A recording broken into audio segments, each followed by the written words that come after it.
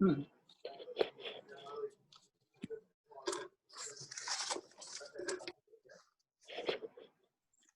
तो आइए हमारा आज का ये जो सेशन है कैंसर अवेयरनेस का, हम इसे शुरू करते हैं और आप सभी का स्वागत करते हैं।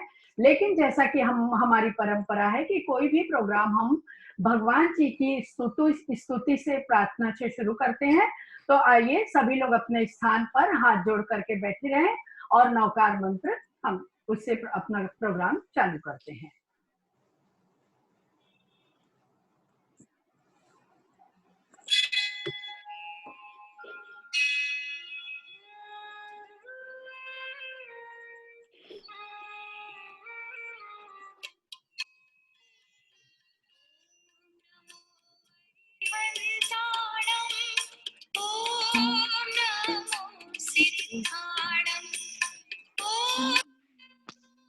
साड़ी पे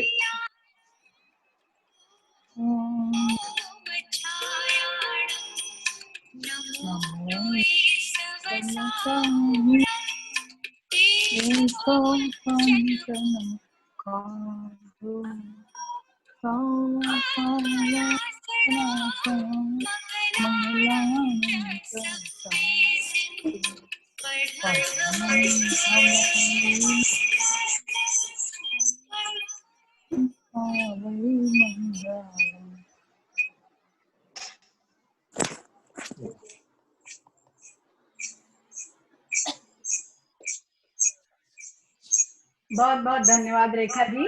बैकग्राउंड चेंज करा था। हाँ जी, हाँ जी। सभी को जय जिनेंद्र। और जैसा कि सभी लोग जानते हैं, प्लीज आप लोग सब लोग अपने आप को म्यूट कर लेवे। और जैसा कि सभी लोग जानते हैं कि आज जीटो भाईखल्ला लेडीज विंग ने कस्तूरी फाउंडेशन इनसे रिक्वेस्ट किया, और जो कैंसर अवेयरनेस है, जो आजकल बहुत दिनों दिन बढ़ता जा रहा है कैंसर का प्रकोप, और उसके बारे में अवेयरनेस, हम किस तरह से हम जागरूक हों, किस तरह से हमारा बचाव हो, और किस तरह से हम कैंसर से मुक्ति पा सकते हैं, इस बारे में आज हमारे साथ में है कस्तूरी फाउंडेशन, जो कि हमें इस बारे में पूरी जानकारी देगा। लेकिन उससे पहले मैं आपको बता दूं कि आज का जो प्रोग्राम है वो जीटो भाईखल्ला लेडीज विंग, जीवो साउथ मुंबई, जीवो सेंट्रल चैप्टर, इनका मिला जुला प्रयास है, और कस्तूरी फाउंडेशन की महिलाएं तो हमारे साथ है ही। तो हम सब मिलकर के आज एक ऐसे विषय के बारे में चर्चा करने वाले हैं जो कि बहुत जरूरी भी है, जिसे जानना भी जरूरी है, और जिससे के बारे में क्या प्रिकॉशन लेना, क्या चीज हम समझना चाहिए हमें, इस सब बारे में आज हम चर्चा करने वाले हैं। और मुझे अत्यंत प्रसन्नता है कि इसके लिए हमने कस्तूरी फाउंडेशन के पास एक रिक्वेस्ट लेटर भेजा था कि आप लोग हमारे इस संस्था पे आइए, जीटो भाईखल्ला लेडीज विंग आपको इनवाइट करता है, और आप इस सब्जेक्ट पे थोड़ा कुछ हमें बताइए। कुछ अवेयरनेस होती है तो लोग जैसे सोते सोते जाग जाते हैं अगर हम कोई बीच बीच में इस तरह का प्रोग्राम करते हैं। तो आज इसी तरह का लोगों को जगाने के लिए एक प्रोग्राम हमने रखा हुआ है, और मुझे खुशी है कि जो कस्तूरी फाउंडेशन से मिसेस भावना संघवी, मिस्टर प्रमोद कालमिया और स्मिता बखाई आए हुए हैं, और आज के हमारे चीफ गेस्ट महेंद्र जी हजारीमल जी जैन, महेंद्र जी हजारीमल जी जैन भी हमारे बीच में उपस्थित हैं। तो उनका भी मैं बहुत बहुत स्वागत करती हूँ, पूरे कस्तूरी फाउंडेशन का बहुत बहुत स्वागत करती हूँ। और आज जितने भी हमारे साथ में जुड़े हुए हैं उनका भी मैं तहे दिल से बहुत बहुत जीटो भाईखल्ला लेडीज विंग की तरफ से स्वागत करती हूँ। तो जैसा कि आप जानते हैं कि आज कस्तूरी फाउंडेशन हमारे बीच में है, लेकिन आप आपके बारे में थोड़ा सा कस्तूरी फाउंडेशन के बारे में मैं इंट्रोडक्शन दे दूं। वैसा तो ये वेल नोन ऑर्गेनाइजेशन है, नॉन प्रॉफिटेबल ऑर्गेनाइजेशन है, और 2009 में इसकी स्थापना हुई थी। ये शुरू हुआ था 2009 में, और 30 वर्षों से ऊपर के जो भी कैंसर के पेशेंट होते हैं, या जो लेडीज होती हैं, या जो सामान्य पब्लिक भी होती है, उनको कैंसर अवेयरनेस के लिए आप लोग कैंप लगाते रहते हैं समय समय पर।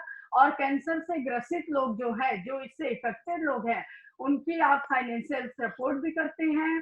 और एंटी तंबाकू, एंटी गुटखा कैंपेन जो कि स्कूल कॉलेजों में बहुत ज्यादा प्रचलित हो जाता है आजकल। सिगरेट वगैरह के भी फॉर्म में बहुत लोग तंबाकू वगैरह का सेवन करने लग जाते हैं, छोटे छोटे बच्चे जो समझते नहीं है इसकी कितनी बुराइयां हैं। तो वो भी आप कैंपेन लगाते हैं। और विश करो करके जो कैंसर पेशेंट छोटे छोटे बच्चे होते हैं, उनकी अगर कोई विशेष होती है तो वो भी आप पूरा करने की कोशिश करते हैं। और 40 साल से ऊपर की जो महिलाएं होती है, उनके लिए आप मेमोग्राफी का कैंप लगाते हैं। उसमें जो टेस्ट होते हैं उसके बारे में आप सिस्टमेटिक प्लान करते हैं और उसके बारे में अवेयरनेस करते हैं। और जो कैंसर अवेयरनेस के प्रोग्राम होते हैं, जैसे कि आज भी एक हो रहा है, इस तरह के सेमिनार रखना, इस तरह का प्रेजेंटेशन करना, ये आपके मैं समझती हूँ कि डेली रूटीन में अब शामिल हो गया है। और जो कैंसर के पेशेंट होते हैं, देखिए पेशेंट को तो तकलीफ होती ही होती है, लेकिन जो पेशेंट के साथ उनके अटेंडेंट होते हैं, उनका भी काउंसलिंग करना, उनको जो परेशानी होती है, उनको जो डिप्रेशन रहता है, उनको जो तनाव रहता है, उसके बारे में भी जो काउंसलिंग होती है, वो भी हमारा ये एनजीओ कस्तूरी फाउंडेशन बखूबी करता है। तो जो हमारे गेस्ट आए हुए हैं कस्तूरी फाउंडेशन से, मैं उनका परिचय आपको बाद में जरूर से कराऊंगी, लेकिन उससे पहले आइए एक बार जोरदार तालियों से हमारे चीफ गेस्ट श्री महेंद्र जी जैन, उनका हम स्वागत करते हैं कि वो आज हमारे साथ आए हैं, हमारे बीच हैं। तो ये हमारे लिए एक बहुत बड़ी खुशी की बात है। और महेंद्र जी के परिचय में मैं एक छोटा सा उनका परिचय भी देना चाहूंगी कि जो महेंद्र जी जैन आजकल तो एमएनएस में छाए हुए हैं, आप वहां के महामंत्री प्रवक्ता पद में नियुक्त हुए हैं। और जो खास काम महेंद्र जी का है वो मैं बताना चाहूंगी। वैसे तो आप वाइस चेयरपर्सन जीटो के और मुंबई जोन के प्रेसिडेंट भी रहे हैं पिछले 2 सालों में, लेकिन आप जो मुख्य काम करते हैं वो जेएसएम नामक मेडिकल ट्रस्ट चलाते हैं। और उस बारे में मैं बताऊं कि लगभग लगभग 2000 से ज्यादा आपने कैंसर के पेशेंट पर्सनली अटेंड किए हैं। उनकी सर्जरी के वक्त आप उनके सामने उपस्थित रहते हैं, आप सर्जरी के पूरे प्रोसेस को अच्छी तरह से समझते हैं। और करीब करीब 200 से ज्यादा जो ये कोरोना के टाइम में जो पेशेंट थे कैंसर के, उनको आपने घर घर जा करके उनको जो प्रोटोकॉल उनका जब आया तब आपने उनकी मदद की। और आपका सैंडहर्स्ट में जो एक ऑफिस है, वहां पर ऑनरेरी कैंसर के कई सारे जो स्पेशलिस्ट डॉक्टर हैं, वो अपनी सेवाएं देने आते हैं, फ्री में देते हैं, आप कंसल्टेशन फ्री में करते हैं। और जो सारी सर्विसेज होती है, मैं तो कई बार 5-6 लोगों के साथ मेरा ऐसा काम पड़ा है कि जिनको कैंसर से वो अफेक्ट हो गए थे और उन्होंने मेरे से सहायता मांगी। मैंने कुछ नहीं किया, सिर्फ महेंद्र भाई का मोबाइल नंबर निकाला। हेमा जी इनकी वाइफ है, वो भी पूरी तरह से इनके साथ जुड़ी हुई है इस सेवा कार्य में। मैंने दोनों का मोबाइल नंबर निकाला अपने फोन से और सीधा उनको दिया। मैं बोली ये हर बीमारी का सॉल्यूशन इन 2 जन के पास है। और जो आपकी कैंसर की जितनी भी क्यूरीज है, जितनी भी तकलीफ है, आप यहाँ पहुंच जाइए तो आप समझ जाइए कि आप 70% तो आपको इलाज वहीं से मिलना चालू हो जाएगा। तो वाकई में वैसा हुआ और आप बहुत अच्छा कार्य कर रहे हैं महेंद्र भाई। मैं आपकी जितनी अनुमोदना करूं पूरे समाज की तरफ से। और कैंसर नाम लेते ही सबके जबान पे एक ही नाम आता है कि महेंद्र भाई से मिलिए आप। इसका सोल्यूशन महेंद्र भाई के और हेमा बेन के पास है। तो मैं दोनों की बहुत बहुत अनुमोदना करती हूँ। और महेंद्र भाई आपसे रिक्वेस्ट करूंगी कि थोड़ा आप हमारे संस्था के लिए और कैंसर के बारे में हमसे बताएं और अवेयरनेस के बारे में जागरूक करें लोगों को। धन्यवाद Mamta ji. Am I audible? Yes. सुन पा रहे हैं? Yes. Yes. Thank you. So JITO Byculla wing, JITO ladies wing और जीतो बहुत कुछ कार्य करते हैं।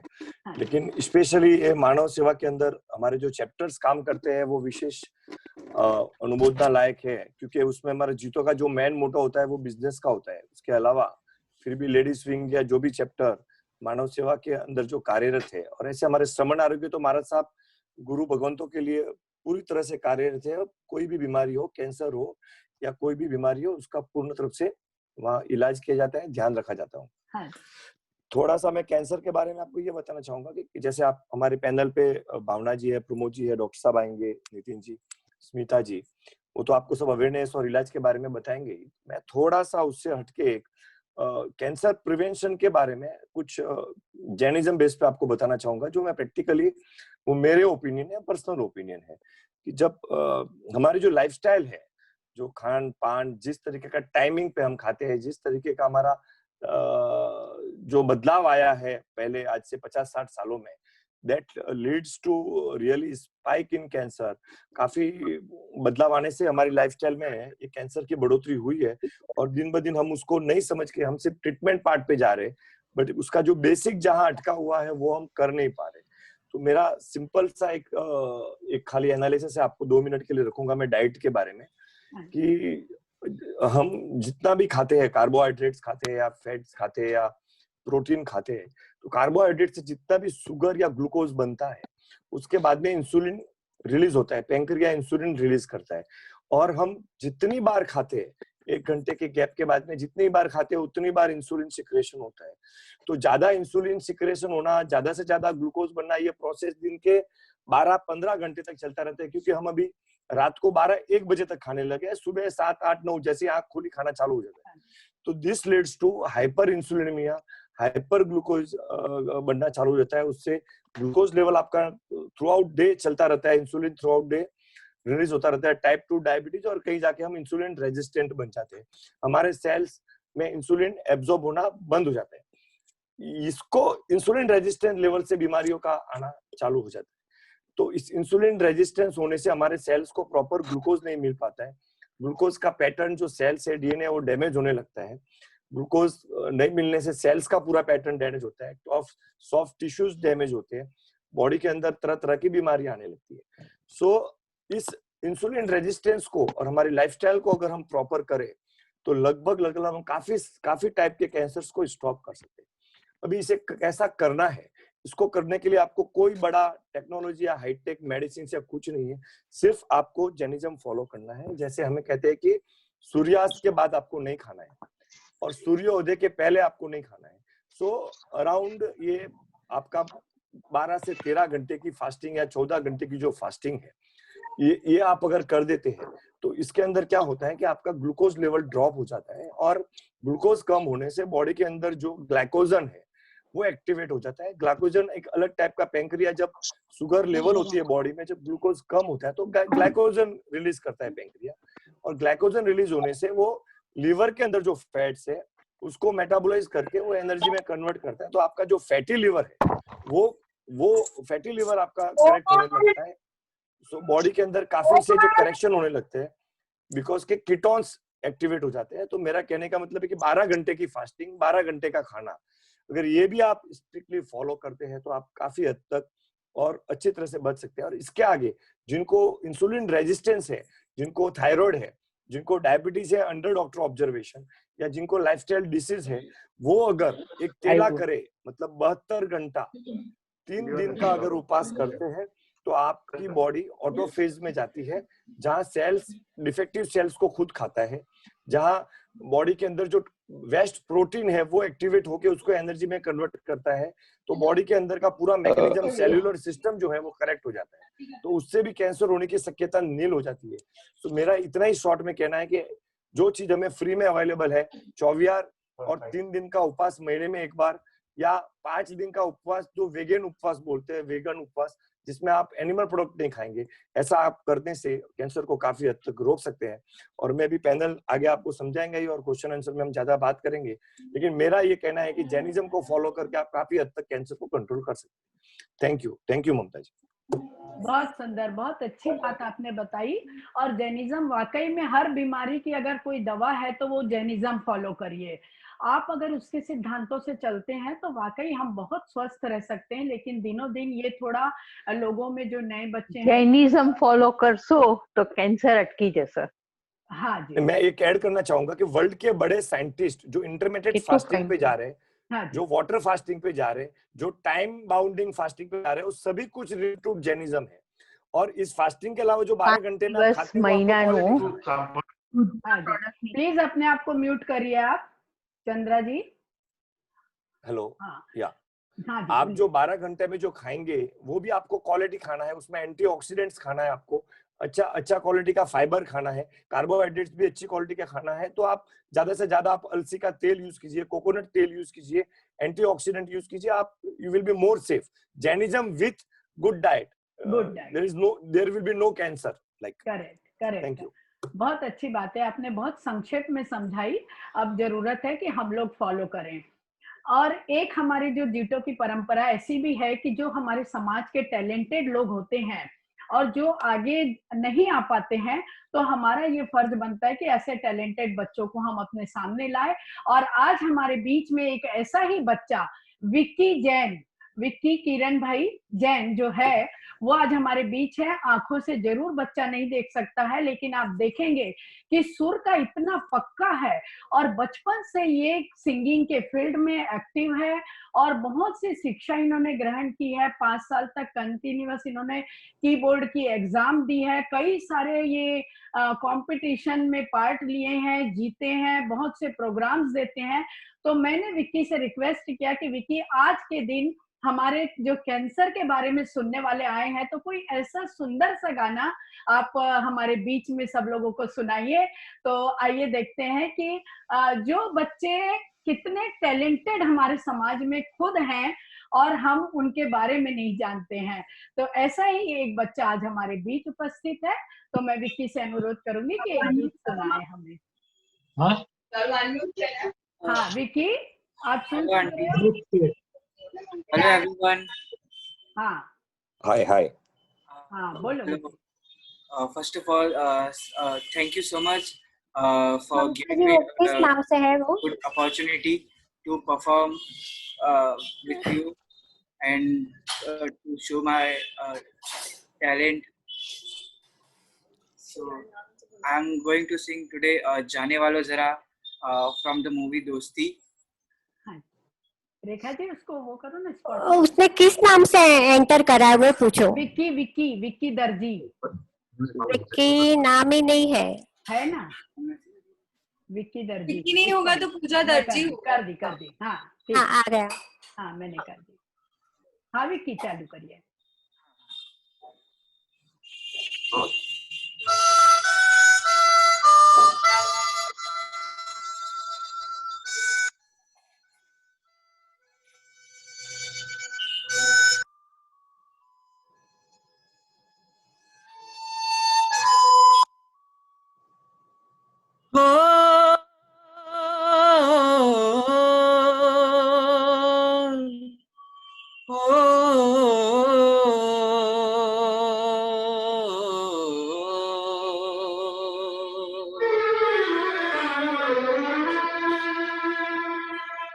जाने वालों जरा मुड़ के देखो मुझे, एक इंसान हूँ मैं तुम्हारी तरह।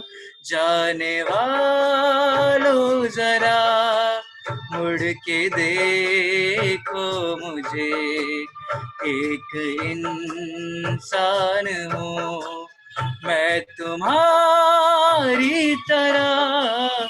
जिसने सब को रचा अपने ही रूप से, उसकी पहचान हूँ मैं तुम्हारी Blind. तरह।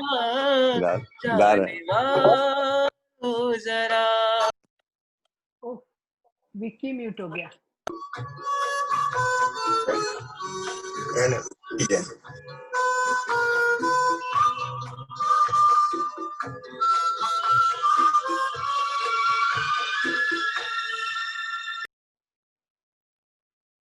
जगत की मैं तकदीर हूँ, इस अनोखे जगत की मैं तकदीर हूँ।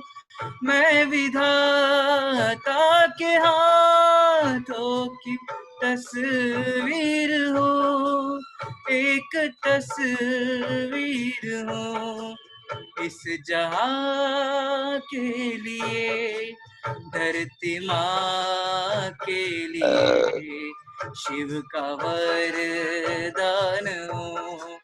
मैं तुम्हारी तरह जाने वालों जरा।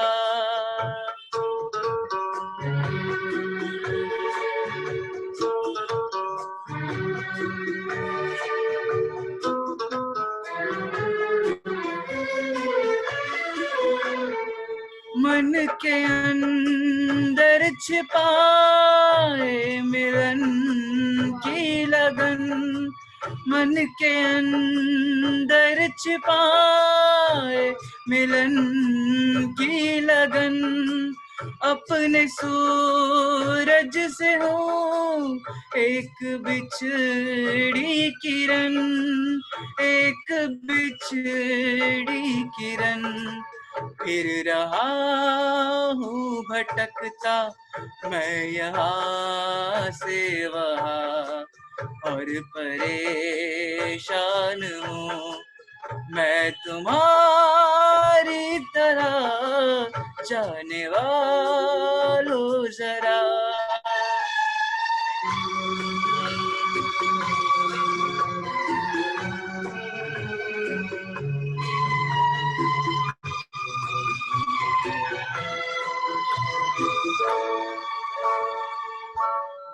मेरे पास आओ छोड़ो ये सारा भरम, मेरे पास आओ छोड़ो ये सारा भरम, जो मेरा दुख वही है तुम्हारा भी गम, है तुम्हारा भी गम।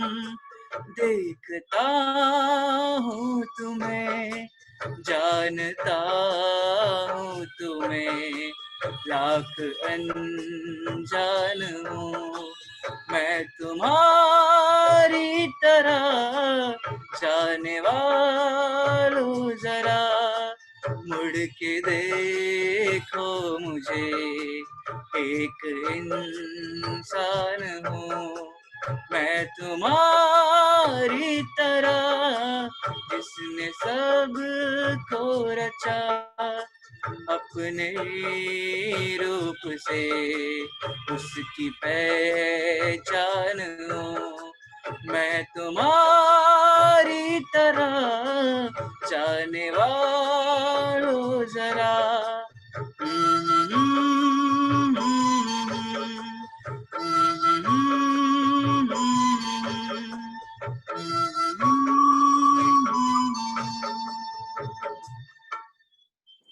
बहुत सुंदर विक्की, आपने बहुत ही सुंदर गाया। अगर सभी लोगों को इनका गाना अच्छा लगा हो तो प्लीज हैंड रेज करके बताइए कि इन्होंने बहुत अच्छा गाया। विक्की आपने बहुत प्यारा गाया। और मैं एक बात और बता दूं कि विक्की बहुत सामान्य परिस्थिति से हैं, घर पे सिलाई का काम करते हैं, इसलिए उन्होंने अपना सरनेम ही दर्जी रख लिया है। और आजकल क्योंकि विक्की किसी भी तरह की सहायता एक्सेप्ट नहीं करते हैं, तो वो चाहते बहुत खुददार किस्म के हैं, तो मैंने उनसे कहा कि आप क्लासेस लेना चालू करिए, हम लोगों को आप सिखाइए। तो विक्की ऑनलाइन की क्लासेस आजकल शुरू किए हैं, तो जिन किसी को भी सीखना हो तो वो विक्की से कांटेक्ट कर सकते हैं, हम उनका नंबर चैट में डाल देंगे। धन्यवाद विक्की, आपका बहुत बहुत धन्यवाद। तो चलिए अब हमारे नेक्स्ट कार्यक्रम की तरफ हम बढ़ते हैं, जो कि हमारा कस्तूरी फाउंडेशन। देखिए हमारे बीच में हमारे जो जीटो के प्रेसिडेंट राकेश जी संघवी आए हुए हैं, संगीता जी गन्ना घाटकोपर से आई हुई हैं, कोकिला जी जवेरी आई हुए हैं, ये सब अपेक्स से भी आज उपस्थित है। बहुत अच्छा लग रहा है इनको देख करके। और रेखा आप बताइए और कौन कौन, ये संगीता जी गन्ना, बहुत बहुत स्वागत है संगीता जी आपका। थैंक यू ममता जी। आपके आने से बहुत प्रोत्साहन मिलता है। कोकिला जी जवेरी किधर दिख रही नहीं आप? इधर ही हूँ मैं, इधर ही हूँ। आपका भी बहुत बहुत स्वागत है। और जैसे जैसे आएंगे हम उनका नाम बोलेंगे, लेकिन आइए हम अपने मेन जो प्रोग्राम है हमारा उस ओर बढ़ते हैं। कस्तूरी फाउंडेशन का हम बहुत बहुत स्वागत करते हैं। और जो लोग आज हमारे साथ कस्तूरी ये है कोकिला जी जवेरी, बहुत बहुत स्वागत है कस्तूरी। हाँ जी कोकिला जी, कस्तूरी फाउंडेशन से मिलिए आप, मैं आपको मिलवा रही हूँ प्रमोद जी डालमिया जो एनजीओ के फाउंडर ट्रस्टी हैं और लॉयन ताराचंद्र बप्पा हॉस्पिटल के एडमिनिस्ट्रेटिव डिपार्टमेंट में एक्टिव एंड इलेक्टेड ट्रस्टी हैं। लॉयंस क्लब के कई पदों को संभालते हुए आपने बहुत सारे सेवा का कार्य किया है और पूरे जगह आप इतना प्रसिद्ध हैं इस सब्जेक्ट को लेकर, कैंसर के लिए। और आप कहते हैं कि क्योंकि हम इतने अवेयरनेस नहीं है हम लोगों में और हम समय पे अपनी जांच नहीं करवाते हैं, तो कैंसर का बढ़ने का मुख्य कारण यही है। और इन्होंने एक जीत ली है, एक ठान ली है कि मैं इस दुनिया से, बल्कि बॉम्बे से तो नहीं बोलना चाहिए, पूरी दुनिया से कैंसर को खत्म कर दूंगा और एक दिन सब लोग कैंसर को सिर्फ एक ज़ोडिएक साइन के नाम से जानेंगे। तो ये देखिए कितनी बड़ी इनकी सोच है और कितना अच्छा ये सोच रहे हैं। तो मैं प्रमोद जी डालमिया आपका बहुत बहुत जोरदार तालियों के साथ स्वागत करती हूँ। और बहुत बहुत धन्यवाद। हाँ जी, थैंक यू। और हमारे साथ है डॉक्टर नितिन शाह जो कि कस्तूरी फाउंडेशन से आए हैं। हिंदुजा एवं वाडिया हॉस्पिटल के आप पेडियाट्रिक और ऑन्कोलॉजिस्ट के रूप में कार्य करते हैं। बहुत बहुत नमस्कार। हाय नितिन। नमस्कार, thank you everybody, thank you. और कई सारे महत्वपूर्ण पदों पे रहते हुए आपके कई आर्टिकल, कई बुक्स के आप एडिटर भी हैं और लिखते भी हैं, कई पत्रिकाओं में आप छपते भी हैं। तो अपने सब्जेक्ट के आप बहुत माहिर और कुशल, जो बोलना चाहिए कि कमांड है आपकी। तो ऐसे नितिन भाई, डॉक्टर नितिन जी शाह, मैं आपका बहुत बहुत स्वागत करती हूँ जीतो भाई खल्ला लेडीज विंग में। और हमारे जो अगली यहाँ से कस्तूरी फाउंडेशन से जो डिग्निटरी बोलना चाहिए आई हैं, वो है स्मिता बखाई जी जो एनजीओ के मल्टी टैलेंटेड लेडी हैं। ये मैं इनके बारे में बताऊं कि कैंसर अवेयरनेस के प्रोग्राम की ये टीम हेड है और कैंसर प्रोजेक्ट के कई जगहों पे आप एज अ स्पीकर जाती हैं, प्रेजेंटेशन देने जाती हैं और वैसे बाय प्रोफेशन आप सर्टिफाइड फाइनेंशियल प्लानर भी हैं और जीवो सेंट्रल चैप्टर की एडवाइजरी कमेटी में भी हैं। तो मल्टी टैलेंटेड मैंने इसीलिए बोला कि एक तरफ समाज सेवा भी करती हैं और एक तरफ मानव सेवा भी करती हैं। तो ऐसी मल्टी टैलेंटेड स्मिता बखाई, हम आपका बहुत जोरदार तालियों के साथ स्वागत करते हैं। इसके बाद जो क्रम में आती है, बहुत शुक्रिया। हाँ जी, भावना जी संघवी जो कि कस्तूरी फाउंडेशन की प्रेसिडेंट है और इस साल की मेरे ख्याल से 2020 और 21 के लिए आप प्रेसिडेंट हैं। और 2 साल के लिए। हाँ जी, वैसे देखा जाए तो ये अफ्रीका में जन्मी है, वहां पर इनकी पैदाइशी हुई है, लेकिन वो बोलते हैं ना कि देश प्रेम जो होता है वो अपने देश की तरफ खींच कर ले आता है। तो ये वापस भारत की तरफ लौट के आ गई और यहाँ पर अभी सेटल हैं। काफी सेवाभावी और दानवीर परिवार से इनका ताल्लुक है और बहुत सेवा का कार्य ये करती हैं। As a trustee, as a president बनकर भी आप कभी भी शांति से नहीं बैठती है, कुछ ना कुछ सेवा की भावना से आपके जीवन में हलचल चालू रहती है और बहुत से सेवा का कार्य आपने किए। इनकी लिस्ट तो वैसे बहुत लंबी आई थी, लेकिन हमारे पास समय की मर्यादा थी और मैं जानती थी कि जो लोग काम करते हैं वो लोग सुनने से ज्यादा करने में विश्वास रखते हैं। तो ऐसे सब आज हमारे बीच हैं। और एक इनके बारे में बहुत अच्छी बात है कि ये बहुत बढ़िया आर्टिस्ट तो है ही है और इनका जो शौक है वो ट्रेवलिंग का है। तो सोचिए कि अफ्रीका से जो बंबई तक का इनका सफर है वो इनके शौक की वजह से इनको ले आया, देश प्रेम की वजह से इनको यहाँ पर ले आया और आज हमारे सामने ये कस्तूरी फाउंडेशन के सब रिप्रेजेंटेटिव बन करके हमारे सामने आए हैं। हमारे लिए बहुत खुशी और गर्व की बात है। हाँ जी, और मैं प्रमोद जी डालमिया से चाय बनाना मेरे आप लोग अपने आप को अनम्यूट कर लीजिए। म्यूट करो। हाँ जी, बहुत से लोग अनम्यूट हैं। थैंक यू ममता जी। मैं request the host to mute everyone. Yes. Rekha ji आप प्लीज म्यूट कर दीजिए सबको। वैसे तो मैंने काफी सारे लोगों को किया है। मैं शुक्रगुजार हूँ। Can I begin? Am I audible? हाँ, यस यस मेरी यस आवाज प्रमोद बराबर जी, सुनाई दे रही है? बिल्कुल बिल्कुल। आ रहे तो मैं शुक्रगुजार हूँ ममता जी का, जीतो बाइखला चैप्टर कि जिन्होंने हमें ये मौका दिया और और जीवो भी लाया है, है। जीवो सेंट्रल चैप्टर भी है, जीवो साउथ। जीवो जीवो बाइखला भी है। सॉरी हाँ जी, तो हाँ जी, जीवो भाईकला चैप्टर हाँ जिन्होंने जी, हमें ये मौका दिया, हाँ जी, और हमारे मेंबर स्मिता बखाई जी ने जिन्होंने मेहनत करके आपसे कनेक्टिविटी की करेक्ट। और हमें ये मौका मिला, जबकि स्मिता जी खुद एक अच्छी स्पीकर है। वो she could have herself delivered the lecture, but she called me and given me this opportunity. So thank you very much, and we are grateful that today we are having Dr. Nitin Shah, and I am sure you all would be eager to listen to him because he is a specialist in the subject. Okay, I am a specialist in giving the awareness, but the subject की जो speciality है, जो उसकी जानकारी है, वो doctor Nitin Shah के पास है. तो I will just begin the awareness and give you talk about little about awareness, and then we move on to Nitin Shah, and then आपके कुछ question answer नितिन शाह से कर लीजिएगा, because Dr. Nitin Shah has to move on to his hospital and to attend his patients at a given time. And उसके बाद हम फिर वापस awareness specific cancer awareness के subject के ऊपर आ जाएंगे. We will be talking about different type of cancer जो आज की तारीख में लोगों को ज्यादा इफेक्ट करते हैं. हम उसको उसके होने वाले कारणों को जानेंगे, लक्षणों को जानेंगे और उनसे हम कैसे बच सकते हैं. बिकॉज कस्तूरी फाउंडेशन में हमारा एक मोटो है, cancer is curable. Not only it's curable, but it's cancer is curable if detected early, and even more, it is preventable. Correct. Can everybody see my screen? Is it Yeah, visible? Yes. Thank you. So, मैं कस्तूरी foundation के बारे में ज्यादा बातें नहीं करूंगा. Already many things have been talked about it, and we do not like to waste upon the time on this. And there are many activities which Kasturi foundation does. हमारी president साहिबा उसके ऊपर बात करेंगी. But let us move on to cancer. मुझे पता है कि आप में से काफी लोगों को कैंसर के बारे में कुछ तो जानकारी होगी, बिकॉज आज की तारीख में अगर हम बात करें, गूगल का जमाना है, कुछ भी जानकारी चाहिए तो गूगल में टाइप कर देते और हमारे पास इंफॉर्मेशन आ जाती है. तो मैं एक विनती करूंगा कि हमें अगर कुछ जानकारी चाहिए तो पहले हमारे कप को खाली करना चाहिए. हमें अगर उस कप में कुछ भरा होगा और उसमें कुछ नया डालेंगे ना तो मिक्सचर हो जाएगा, बिल्कुल ही हो जाएगा. तो करंटली आई रिक्वेस्ट कि उस जानकारी को आप उस कप में से खाली कर दीजिए, सो दैट आप और हम जो बात करें, I may be able to deliver something to you, and when you go back home you will carry back certain things with you. So cancer सोचते ही सबसे पहले दिमाग में क्या ख्याल आता है हमारे?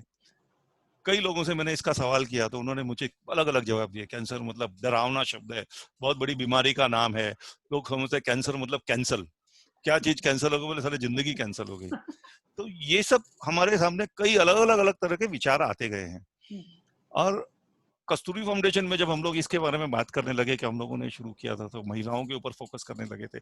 उस टॉपिक पे मैं बाद में आऊंगा, बट मेनली मैं बताना चाहता हूँ कि कैंसर से कोई डरने की बात नहीं है. कैंसर एक शब्द है, और जैसा कि आज का टॉपिक हमने फिक्स किया हुआ है कि one day cancer will be just a zodiac sign, और ये जब हम सब मिलकर इस क्षेत्र में कार्य करेंगे तो ये मेरा वादा है कि ये शब्द सिर्फ एक ज़ोडिएक साइन रह जाएगा. 101% अगर हम उसको सही तरह से समझे और जाने. जैसे महेंद्र जी ने भी काफी बातें बताई, तो let's proceed ahead. What cancer is? Cancer is nothing but a tumour बोले तो एक गठान होती है, शरीर में नॉर्मल तरीके से भी हो जाती है, कहीं में भी शरीर के किसी भी हिस्सों में एक गांठ पैदा हो सकती है. और हर गांठ जरूरी नहीं है कि कैंसर युक्त हो. लेकिन गांठ क्यों होती है, गांठ ट्यूमर क्यों होती है, उसका सिर्फ एक ही कारण है, abnormal growth of normal body cells. आप सभी जानते हैं हमारा शरीर कोशिकाओं तंतुओं का बना हुआ है, बॉडी सेल्स हैं, और उसकी नॉर्मल ग्रोथ होती रहती है. ग्रोथ के साथ में सेल्स हैं, बॉडी में सिर्फ बनते ही नहीं है, उसकी एक लाइफ साइकिल होती है. वो लाइफ खत्म होती है, वो सेल्स मर जाते हैं, बॉडी से बाहर बॉडी फेंक देती है. It's the biggest computer design which I think God has created. Nobody else can create in this world as of now. And वो जो डिजाइन है गॉड ने बनाई है, इट इज सो परफेक्ट कि उसका सिस्टम परफेक्ट चलता रहता है तो हमारी जिंदगी सही चलती रहती है. अब उस सिस्टम को परफेक्ट चलाने के लिए हम बहुत सारे प्रयत्न करते हैं, लेकिन उस सिस्टम में क्या खराबियां होती है वो हमें पता नहीं होता है. जैसे अभी एबनॉर्मल ग्रोथ, यहाँ पर अगर आप चित्र में देखेंगे, यहाँ पे नॉर्मल सेल का डिवीजन होता है. बॉडी की ग्रोथ होने के लिए एक नॉर्मल सेल है, अच्छा हेल्दी सेल है, और उसका डिवीजन होगा, वो 1 से 2 में विभाजित होगा, 2 से 4 में होगा. लेकिन अगर वही विभाजन उसके बिल्कुल विपरीत है, वो नॉर्मल होने के बजाय मल्टीपल होना, 1 से 2 की बजाय 1 से 4 हो रहा है, multiple, it can be anything, कि जिस जगह पर जितना उसका डेवलपमेंट होना चाहिए उससे अधिक हो रहा है या हो ही नहीं रहा है, तो वो आपको ट्यूमर का रूप दे सकता है। उसका एक सीधा साधा उदाहरण मैं हमेशा मेरे हर अवेयरनेस लेक्चर में देता हूं कि आप सभी महिलाएं कभी ना कभी सिलाई का काम किया होगा, आप लोगों ने सिलाई मशीन देखी होगी, सिलाई का होता किस तरह से प्रोसेस वो आपको पता है। जब आपकी सिलाई में सिलाई करते करते अगर आपका कपड़ा सिलाई मशीन में अटक जाता है और उसमें धागा फंस जाता है तो क्या होता है, एक गांठ बन जाती है, करेक्ट। और उस गांठ को अगर आप मशीन रोकते नहीं उस समय तो वो गांठ घातक भी हो जाती है, कपड़ा फट जाता है, सुई टूट जाती है, मशीन डैमेज हो जाती है, कई चीजें हैं। सिमिलरली हमारे शरीर में भी इसी तरह से एबनॉर्मल ग्रोथ होती है। जब वो नॉर्मल प्रोसेस खराब हो जाता है, टूट जाता है और वो एबनॉर्मल हो जाता है, एबनॉर्मल ग्रोथ होने लगती है, तो वहां पे ट्यूमर फॉर्मेट हो जाता है। फॉर एग्जाम्पल समझो, आज अगर ये तो हम लोग अपने वर्चुअली घरों में बैठे हैं, जब हम लोग फिजिकल मीटिंग करते हैं तो मैं हमेशा एक उदाहरण देता हूँ कि हमारे घर में या हमारे रूम में जहां पर हम बैठे हैं वहां पे हम गिनती के लोग बैठे हैं। अगर हम और अकोमोडेट करना चाहे तो डबल कैपेसिटी शायद अकोमोडेट करें, 50 की जगह 100 हो जाएंगे। 100 को 200 कर सकते हैं क्या? उस रूम में शायद उतनी जगह नहीं होती है। 400 कर सकते हैं क्या? लेकिन अगर जब इस तरीके से वो आते ही जाएंगे रूम में और उसमें से रूम में से कोई बाहर जाने की जगह नहीं होगी। ट्रेन के डब्बे में क्या होता है, ट्रेन के डब्बे में लोग घुसते हैं और बाहर नहीं निकलेंगे तो एक डब्बा भरते जाएगा, ओवरफ्लडेड होता है, लोगों को घुटन होने लगती है। बिल्कुल इसी रूप में यहाँ पर शरीर में कोशिकाओं की रचना जब एबनॉर्मल हो जाती है तो वहां पर एक गठान फॉर्मेट हो जाती है और उसी को डॉक्टर ने नाम दे दिया है कैंसर। अब मैं ये कहूंगा कि हर गठान जो है वो कैंसरस नहीं होती है।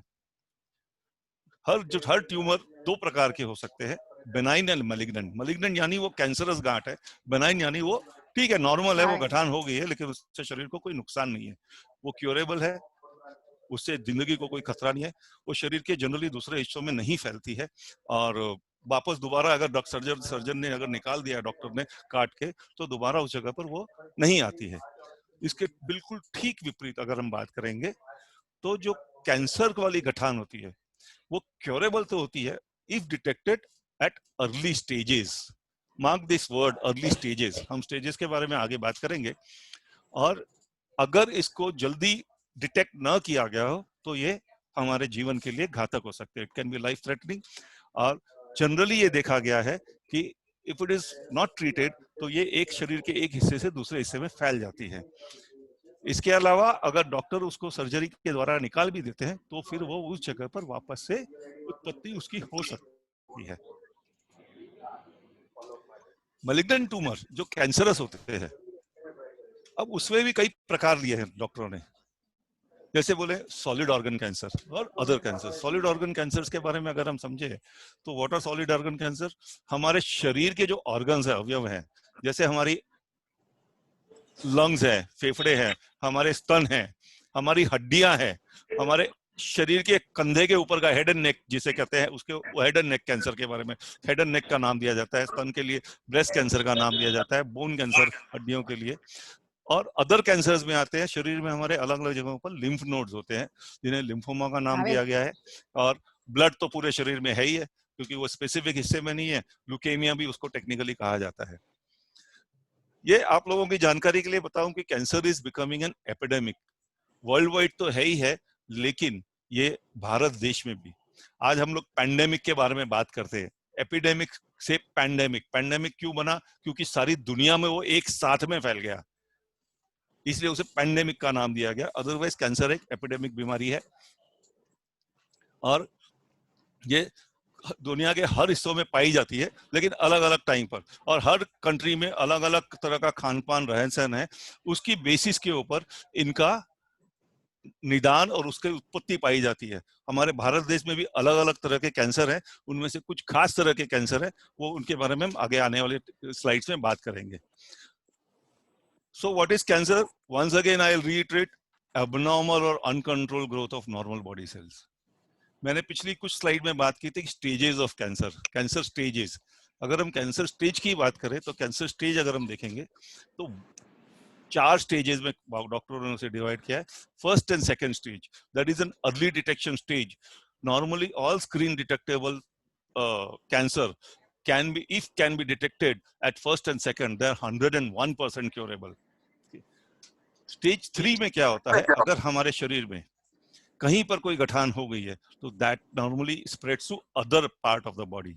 यानी अगर हमारे कैंसर एक पाया गया, किसी को स्तन कैंसर है और वो धीरे धीरे बोन कैंसर में परिवर्तित हो जाता है, वो it spreads to bones also, तो वो लोकली, उसको लोकली एडवांस और डिस्टेंट स्प्रेड दोनों तरह का नाम दिया जाता है डिपेंडिंग अपॉन उसके मार्कर्स होते हैं। और BRCA1, BRCA2, BRCA3 के ऊपर उन लोग डॉक्टर्स की कैटेगरी है, और वो that's a more technical term, आपको और हमको उसमें ज्यादा जानने की जरूरत नहीं है, बट वो एक घातक हो सकता है। बट जनरली लोकली एडवांस जो स्टेज 3 है इट इज क्योरेबल, और stage 4 is not curable, but with the advancement of technology I am sure it will be curable. But as of today doctors can give you a very good quality of life and longevity in the terms of, यानी आपको एक लंबी उम्र दराज कर सकते हैं। उसमें इलाज के साथ में पेशेंट का जो सर्वाइवल है और पेशेंट की जो उम्र दराज जो होती है वो डिपेंड करती है इन 4 स्टेजेस के ऊपर, टाइप ऑफ कैंसर, उसकी क्वालिटी, उसकी स्टेज, पेशेंट की जनरल कंडीशन। जनरल कंडीशन की जब मैं बात करता हूँ, पेशेंट की जनरल हेल्थ कंडीशन कैसी है, पेशेंट की शारीरिक कंडीशन कैसी है, पेशेंट का पारिवारिक कंडीशन कैसी है, पेशेंट की मेंटल कंडीशन कैसी है, विल पावर कैसा स्ट्रांग है, उसकी इकोनॉमिकल स्टेटस।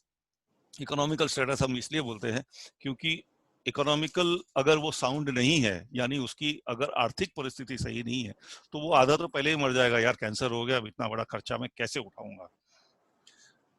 तो वो एक उसके सर्वाइवल के लिए, उसके ठीक होने में एक जिम्मेदार कारण बन जाता है। इसके लिए इमोशनल एंड इकोनॉमिकल सपोर्ट आप और हम जैसे लोग के अलावा जो पारिवारिक लोग हैं, उनके मित्रगण हैं, उनके परिवार के लोग हैं, और आप जैसी संस्थाएं हैं, उन संस्थाओं का इस फील्ड में आगे आना बहुत जरूरी होता है। और जब लोग आ रहे हैं तो इसी वजह से लोग ठीक हो रहे हैं। जैसे महेंद्र जी जैसे लोग, जो महेंद्र जी जैसे आपने बताया कि 2000 लोगों को उन्होंने पर्सनली खड़े होके उन लोगों की सर्जरी कराई है, तो he is a best example of an emotional and economical support for those patients who could not afford the treatment. उनका इकोनॉमिकल स्टेटस अच्छा नहीं था, लेकिन उनका विल पावर अच्छा था। क्योंकि उनका विल पावर अच्छा था, इसलिए आप और हम जैसे लोग इस फील्ड में उनकी लाइफ में डिफरेंस पैदा कर सके। नॉर्मली अगर देखा जाए ना, तो कैंसर किन वजहों से होता है, उनके ये कुछ कारण हैं जो हमने यहाँ पे दर्शाए हैं। एक तो स्मोकिंग, गोज विदाउट सेइंग, चाहे एक्टिव हो या पैसिव स्मोकिंग हो। अल्कोहल यानी शराब, मद्यपान, जो आज की तारीख में हमारे बंबई शहर में स्मोकिंग और मद्यपान, ये दोनों, चाहे पुरुष हो या महिला हो, ये इतना ज्यादा बढ़ गया है कि जवान हो या बूढ़ा हो, किसी भी एज में आप देखो, ये हर, चाहे पुरुष हो या महिला हो, ये आपको दिखाई देगा। यस, पॉजिटिव फैमिली हिस्ट्री और जेनेटिक हिस्ट्री जो है, यानी आपकी फैमिली में किसी अपने माता पिता को और या फिर दादा दादी को, ऊपर की पीढ़ियों में किसी को अगर हुआ है कैंसर, तो आपकी भी कुछ टाइप के कैंसर में, हेलो, हाँ, कुछ टाइप के कैंसर में आपको भी होने की संभावना रहती है।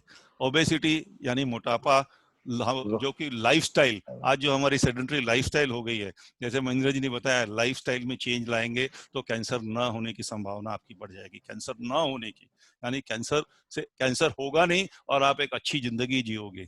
और कुछ एनवायरमेंटल चेंजेस हैं, जैसे पोल्यूशन है, पोल्यूशन बम्बई में तो कम है, दिल्ली में बहुत ज्यादा है, रेडिएशंस है, और अर्बन लाइफस्टाइल हमारी है जो हमारे लिए कैंसर का कारण बन सकती है। So what is the best way? Best way is to prevent cancer and to avoid all these factors. ये जो उस ऊपर के जो मैंने फैक्टर्स बताए, कारण बताए, अगर उनको अवॉइड कर सकते हैं तो you can definitely prevent cancer.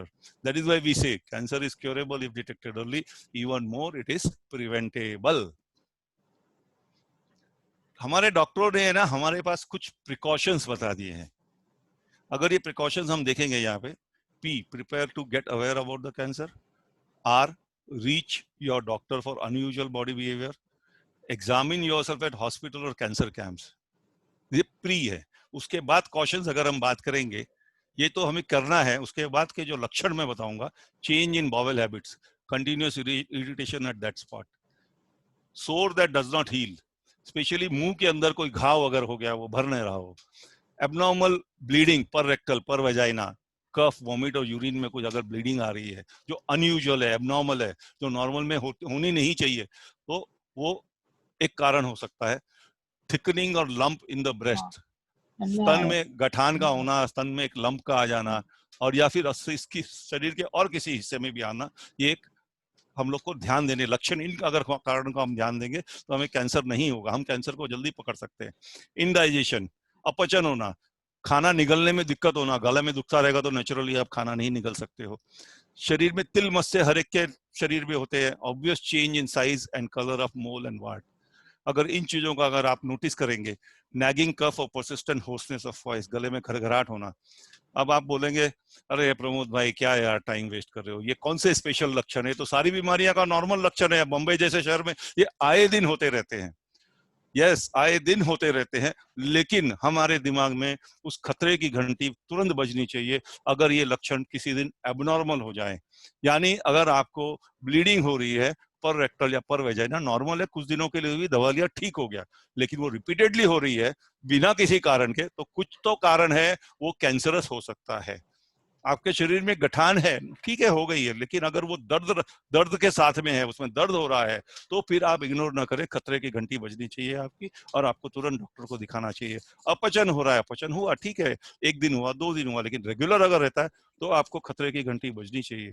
आपके तिल और मस्से की साइज बड़ी हो रही है, वो पेनफुल हो जाता है, जो नॉर्मली पेनलेस होता है, लेकिन अगर पेनफुल हो गया, आपके गले में कफ, परसिस्टेंस होर्सनेस ऑफ वॉइस, कफ, बलगम खांसी होना बहुत नॉर्मल है बॉम्बे के क्लाइमेट में, लेकिन अगर आपको कफ परसिस्टेंटली हो रहा है, बार बार हो रहा है, दवा लेने से ठीक होता है फिर वापस हो जाता है, लेकिन क्यों हो रहा है आपको कारण नहीं पता है, तो एक cancer could be a reason for that. तो अगर आप इन कारणों का ध्यान रखेंगे और आपके डॉक्टर को आपका डॉक्टर दुश्मन ना समझ के एक डॉक्टर मित्र समझेंगे कि भैया ये हुआ है तो चलो मैं डॉक्टर को दिखा लूं, हमारे पास फैसिलिटी अवेलेबल है, गाँव में तो फैसिलिटी अवेलेबल नहीं है लेकिन हमारे पास है, तो क्यों ना हम डॉक्टर के पास जाएं और इन कारणों को अवॉइड कर सकें। भैया let's be careful, why not, तो हम आने वाले दिनों में कैंसर को रोक सकते हैं। इन कैंसर्स जो कॉमन कैंसर्स है उनके बारे में हम बात करने के पहले मैं विनती करूंगा आपसे कि हमारे बीच डॉक्टर नितिन शाह है, let's listen to him first and then we will talk about the cancers later on. So from this point, I am stopping my screen sharing, and then I would request Mamta ji कि we can proceed ahead with Dr. Nitin Shah. Dr. Nitin is a very good friend of mine. Nitin, welcome aboard, and we are looking forward to guidance from you and enlightening the people. Sure. ममता जी सुनाई नहीं दे रहा आपकी आवाज, unmute करिए।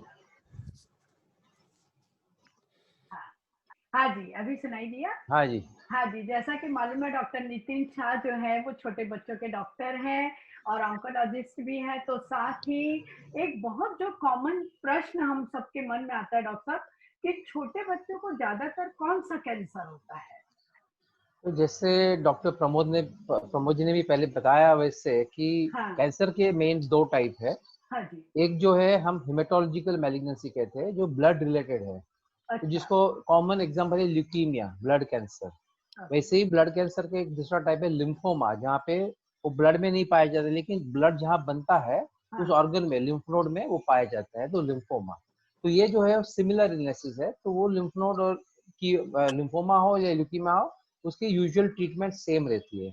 तो उसको हम liquid malignancy कहते हैं, जैसे वो ब्लड में फैलता है तो वो बहता है, तो उसको लिक्विड मैलिग्नेंसी कहते हैं। और बच्चे लोग में खास करके ल्यूकीमिया सबसे ज्यादा इम्पोर्टेंट कैंसर है, क्योंकि आप अगर 10 बच्चे कैंसर के लेंगे तो उसमें कम से कम 4 से 6 बच्चे लोग को ल्यूकीमिया का कैंसर होता है। दूसरा जो है वो सॉलिड कैंसर, सॉलिड ट्यूमर बोलते हैं जिसमें, तो बच्चा जिसे पैदा होता है जब से लेके वो बड़ा हो गया एडोलेसेंट तक में, पहले 3, 4, 5 साल तक में उसको ऑर्गन के जो सॉलिड ट्यूमर होने के चांसेस ज्यादा है। अब वो एक ऐसा माना जाता है कि जब वो पैदा हो गया, जब भी उसके जेनेटिक में कोई मिस्टेक है जिसकी वजह से कोई भी ऑर्गन में कैंसर के सेल बढ़ जाते हैं, और जब उसकी वो गांठ बन जाती है, वो दिखने लायक हो जाती है, या उससे सिम्टम आता है जैसे प्रेशर हो या आपको गांठ फील हो जाए, तो फिर उसको आप डिटेक्ट करते हैं। इसलिए यूजुअली ये जो है वो ओरिजिन उसकी जेनेटिक कॉजेज की वजह से ज्यादा करके रहती है, इसलिए उनके सबके पीछे वर्ड ब्लास्टोमा यूज होता है। जैसे आप सोचेंगे नेफ्रोब्लास्टोमा यानी कि किडनी का कैंसर, हेपेटोब्लास्टोमा यानी कि लिवर का कैंसर, न्यूरोब्लास्टोमा यानी कि किडनी के ऊपर एक छोटी गांठ रहती है एड्रिनल, उसका कैंसर। तो ऐसे ये ब्लास्टोमा जो आप देखेंगे, ऑस्टियोब्लास्टोमा जैसे ऑस्टियोसार्कोमा है वो बोन का कैंसर हो गया, कॉन्ड्रोसार्कोमा है, सॉफ्ट टिश्यू के जो ट्यूमर है, आपको अगर समझो जो कॉमन अडल्ट मैलिग्नेंसी है, जैसे ब्रेस्ट कैंसर है, यूट्राइन कैंसर है, सर्वाइकल कैंसर है, लंग कैंसर है, पैनक्रियास के कैंसर है या थायराइड के कैंसर है, ये बच्चे लोग में नहीं पाए जाते, बहुत कम मात्रा में, रेयरली, बहुत कभी एक आधा केस हम लोग देखेंगे। जबकि ये जो कैंसर जो है, जो ज्यादा हेपेटोब्लास्टोमा है, नेफ्रोब्लास्टोमा है, विल्म्स ट्यूमर है, ये सब जो है बच्चे की खास स्पेशलिटी कैंसर है, जो बड़े लोग में इतना नहीं पाया जाता है। तो आपको जैसे पेट में गांठ हो तो लिवर की हो सकती है, किडनी की हो सकती है या लिम्फ नोड की हो सकती है, और अगर आपको छाती में गांठ हो तो लिम्फोमा हो सकती है। और एक ग्रुप ऑफ कैंसर है जो कॉमन है बच्चे लोग में, जो कि ब्रेन में होता है, सेंट्रल नर्वस सिस्टम, मतलब सर के अंदर जो भी अपना ब्रेन और आजू बाजू के टिश्यू है उसमें होता है। तो उसमें कई तरह के, कम से कम 10-12 अलग अलग टाइप के कैंसर जो है ब्रेन के अलग अलग हिस्सों में पाए जाते हैं। मेडिलोब्लास्टोमा है, एस्ट्रोसाइटोमा है, वगैरह वगैरह, तो पिनियोब्लास्टोमा है। तो ये सब जो है वो सीएनएस ट्यूमर यानी कि ब्रेन कैंसर इसको बोलते हैं। तो ये जो है एक कॉमन कैंसर है जो बच्चे लोग में पाए जाते हैं। और इस सब में से सबसे इम्पोर्टेंट और जो अच्छा है, मतलब जिसका क्योर ज्यादा है, अगर आप जल्दी पिकअप कर लो, जो वो है ब्लड कैंसर। लेकिन बच्चे तो बहुत छोटे होते हैं, वो तो ना बता सकते हैं, ना बोल सकते हैं, ना ही वो महसूस कर सकते हैं। बिल्कुल। तो हम कैसे जाने कि बच्चे को ये प्रॉब्लम होगा? और ज्यादा करके तो क्या होता है कि हम जनरली बच्चों को सोचते हैं सर्दी हो गई होगी, खांसी हो गई होगी, बच्चा चलने लगा है, इसलिए ज्यादा ये पॉटी कर रहा है, दांत निकल रहे हैं, इसलिए ज्यादा ये हो रहा है। तो कैसे समझा जाए कि बच्चा इतनी बड़ी तकलीफ में है? जी, जैसे जो भी एक ऑर्गन स्पेसिफिक कैंसर है, हाँ जी, तो उस ऑर्गन का फंक्शन शायद कम ज्यादा हो जाएगा, हाँ उससे जी, आपको पता चलता है। हाँ, लेकिन बच्चे के जो नॉन स्पेसिफिक सिम्टम है, हाँ, जो आपको दिखाते हैं कि इसको कैंसर की संभावना है, है। उसके ऊपर ध्यान देना चाहिए। तो सबसे पहला, जो बच्चा खेलता है, मुस्कुराता है, यहाँ वहाँ भागदौड़ करता है, सडनली वो बोलता है कि मुझे बाहर नहीं जाना है, मुझे खेलना नहीं है, मुझे घर में ही रहना है, या वो बोलेगा मेरे को पैर पे वजन नहीं लेना है, मुझे दुखते हैं। स्पेशली नाइट अवेकनिंग, जो बच्चा सोया है और रात को एकदम जाग जाता है, मुझे पैर में दर्द है, इसको आपने बिल्कुल नजरअंदाज नहीं करना है। जो ग्रोइंग पेन है, जो बच्चा बढ़ता है उसकी वजह से, वो यूजुअली बहुत मस्ती करने के बाद में रात को सोने के पहले मेरी पैर दबा दो, मुझे टांग दुखती है, वो ग्रोइंग पेन है। लेकिन सोने के बाद अगर वो रात को 3 बजे 4 बजे उठ गया, उसको ग्रोइंग पेन नहीं कहना है। वो हो सकता है किसी को ब्लड कैंसर हो या कोई तो बोन में प्रॉब्लम हो। तो एक हो गया ये। दूसरा, फीवर, बुखार। आपको नॉर्मल बुखार आएगा, वायरल फीवर आएगा, आपको 4-5 दिन रहेगा। आपको डेंगू मलेरिया हो गया, आपको 5-6 दिन बुखार आएगा। न्यूमोनिया हो गया, 8-10 दिन बुखार आएगा। टाइफाइड हो गया, 2 हफ्ता बुखार आएगा। अगर आपको 2 हफ्ते के बाद भी बुखार चालू है, तो कई कारण हो सकते हैं। उसमें एक महत्वपूर्ण कारण है कि आपको कहाँ तो शरीर में कैंसर है, तो आपने डॉक्टर से उसकी जांच करानी है। तीसरा है वेट लॉस। अगर आपका बच्चे का वजन बढ़ता नहीं है चाहिए उतना, या अगर कम हो गया है, बढ़ने की आयु में बढ़ने के बजाय अगर वजन कम हो गया है, तो उसको आपको नजरअंदाज नहीं करना चाहिए। तो अगर आपका 10% बॉडी वेट 6 महीने में कम हो गया, जैसे आपने बच्चे का वजन देखा था कि पहले 10 किलो था और अब उसका 9 किलो हो गया है गए 1 महीने 4 महीने से, और वो बढ़ नहीं रहा है, तो वो चिंता का विषय है, आपने उस पर ध्यान रखना है। चौथा, जैसे मैंने बताया, ब्लड कैंसर सबसे कॉमन कैंसर है बच्चे लोग में। तो वो होता है, ब्लड कैंसर हो गया तो आपका ब्लड पे प्रॉब्लम है, मतलब ब्लड नहीं बनेगा। तो ब्लड के जो 3 मेन जो पार्टिकल्स है, एक है रेड ब्लड सेल, तो हीमोग्लोबिन, लाल से खून दिखता है, वो कम हो जाएगा तो आपका शरीर में फीकापन आएगा, पैलोर, जिसको हम बोलते हैं खून कम होना, वो आपको दिखाई देगा। आप फिर उसके ऊपर टॉनिक लेंगे। अगर आयरन की कमी है, वो विटामिन B12 की कमी है, आप ले लोगे वो, तो आपका खून बढ़ जाएगा। यहाँ पे आप कितने भी लो, लेकिन आपका खून नहीं बढ़ेगा। दूसरा जो है व्हाइट ब्लड सेल है, जो अपने बॉडी के सोल्जर है। व्हाइट ब्लड सेल कम हो जाएंगे तो आपको इन्फेक्शन कंट्रोल नहीं होगा, तो आपको बुखार आएगा उसकी वजह से। तो जो तीसरा सेल जो है वो प्लेटलेट है। प्लेटलेट है जो सीमेंट का काम करता है। आपको जैसे मैंने ऐसे मार दिया तो यहाँ पे छोटे छोटे केशवाहिनी है, जो बाल के चितने छोटी छोटी ब्लड की जो वेसल है वो ब्रेक होगी, तो मेरे को वहां पे खून आएगा। लेकिन ये प्लेटलेट है, वहां पे जाके सीमेंट के जैसे चिपक जाते हैं, तो खून बहने नहीं देते। जब इस प्लेटलेट की मात्रा कम हो जाएगी तो आपको खून आने लगेगा, तो आपको शरीर पे लाल चट्टे दाने आएंगे, काला धब्बा आएगा, या फिर आपको मुंह से, नाक में, संडास में, पेशाब में खून आने लगेगा। तो ये जो 3 चिन्ह है जो आपको दिखाते हैं कि आपके ब्लड के जो सेल काउंट है वो कम हो रहे हैं। इसके बावजूद आपको जैसे ऑर्गन स्पेसिफिक, अगर समझो आपको बच्चे के छाती में लिम्फ नोड, लिम्फोमा हुआ है, तो उसको सांस लेने में दिक्कत होगी, खांसी आएगी, खाने के निकलने में तकलीफ होगी, वो एकदम सोएगा तो बेचैन हो जाएगा ऐसा, क्योंकि उसकी सांस रुक जाती है। अगर उसको ब्रेन ट्यूमर है तो उसको इरिटेबिलिटी होगी, वॉमिटिंग होगी और उसको फिट आ जाएगी, बेहोश हो जाएगा बच्चा या लकवा मार देगा। अगर पेट में अगर कैंसर है, जैसे लिवर का है, किडनी का है, तो सबसे इम्पोर्टेंट है कि जब माँ बच्चे को स्नान कराती है तो अच्छी तरह ध्यान रखना चाहिए, पेट में से दबा के देखना चाहिए। तो उसको तुरंत लगेगा कि एक बाजू पे पेट ज्यादा फूला है और वहां पे हाथ लगाने में कुछ ऐसा लगता है कि सॉफ्ट नहीं है, वो थोड़ा फर्म है या हार्ड है, तो वहाँ गांठ है, तो उसने ले जाना चाहिए। फिर जैसे अगर आपको किडनी ट्यूमर है तो आपको पेशाब में खून आएगा। अगर आपको कुछ स्टमक या आंतड़ी का कोई प्रॉब्लम तो आपको या तो डायरिया होगा, या आपका दस्त बंद हो जाएगा, या आपको निगलने में तकलीफ होगी, या उल्टी होगी। तो अगर आपको बोन ट्यूमर है तो आपको बोन में दिखेगा, जैसे एक पैर बड़ा है, एक पैर छोटा हो गया, एक सूज गया है, वहां पे दर्द होता है बच्चे को। बहुत बार हमने देखा है कि बच्चे को गिर नहीं गया फिर भी उसको फ्रैक्चर हो गया है। अच्छा, हड्डी का फ्रैक्चर होगा, आप सोचते रहे तो गिरा नहीं, कभी फ्रैक्चर कैसे हो गया? आप फिर एक्सरे निकालेंगे, उसमें ट्यूमर है और ट्यूमर की प्रेशर की वजह से वहां पे फ्रैक्चर हो गया। ये जो है अलग अलग चिन्ह है, साइंस है, सिम्टम है, जो एक कॉमन मैन अगर इंटेलिजेंटली देखे बच्चे का व्यवहार, उसकी डे टू डे, इसीलिए कि वर्ल्ड में सबसे बेस्ट नर्स है तो वो माँ है। तो माँ को बराबर समझता है कि ये बच्चा मुझे सही नहीं लग रहा है।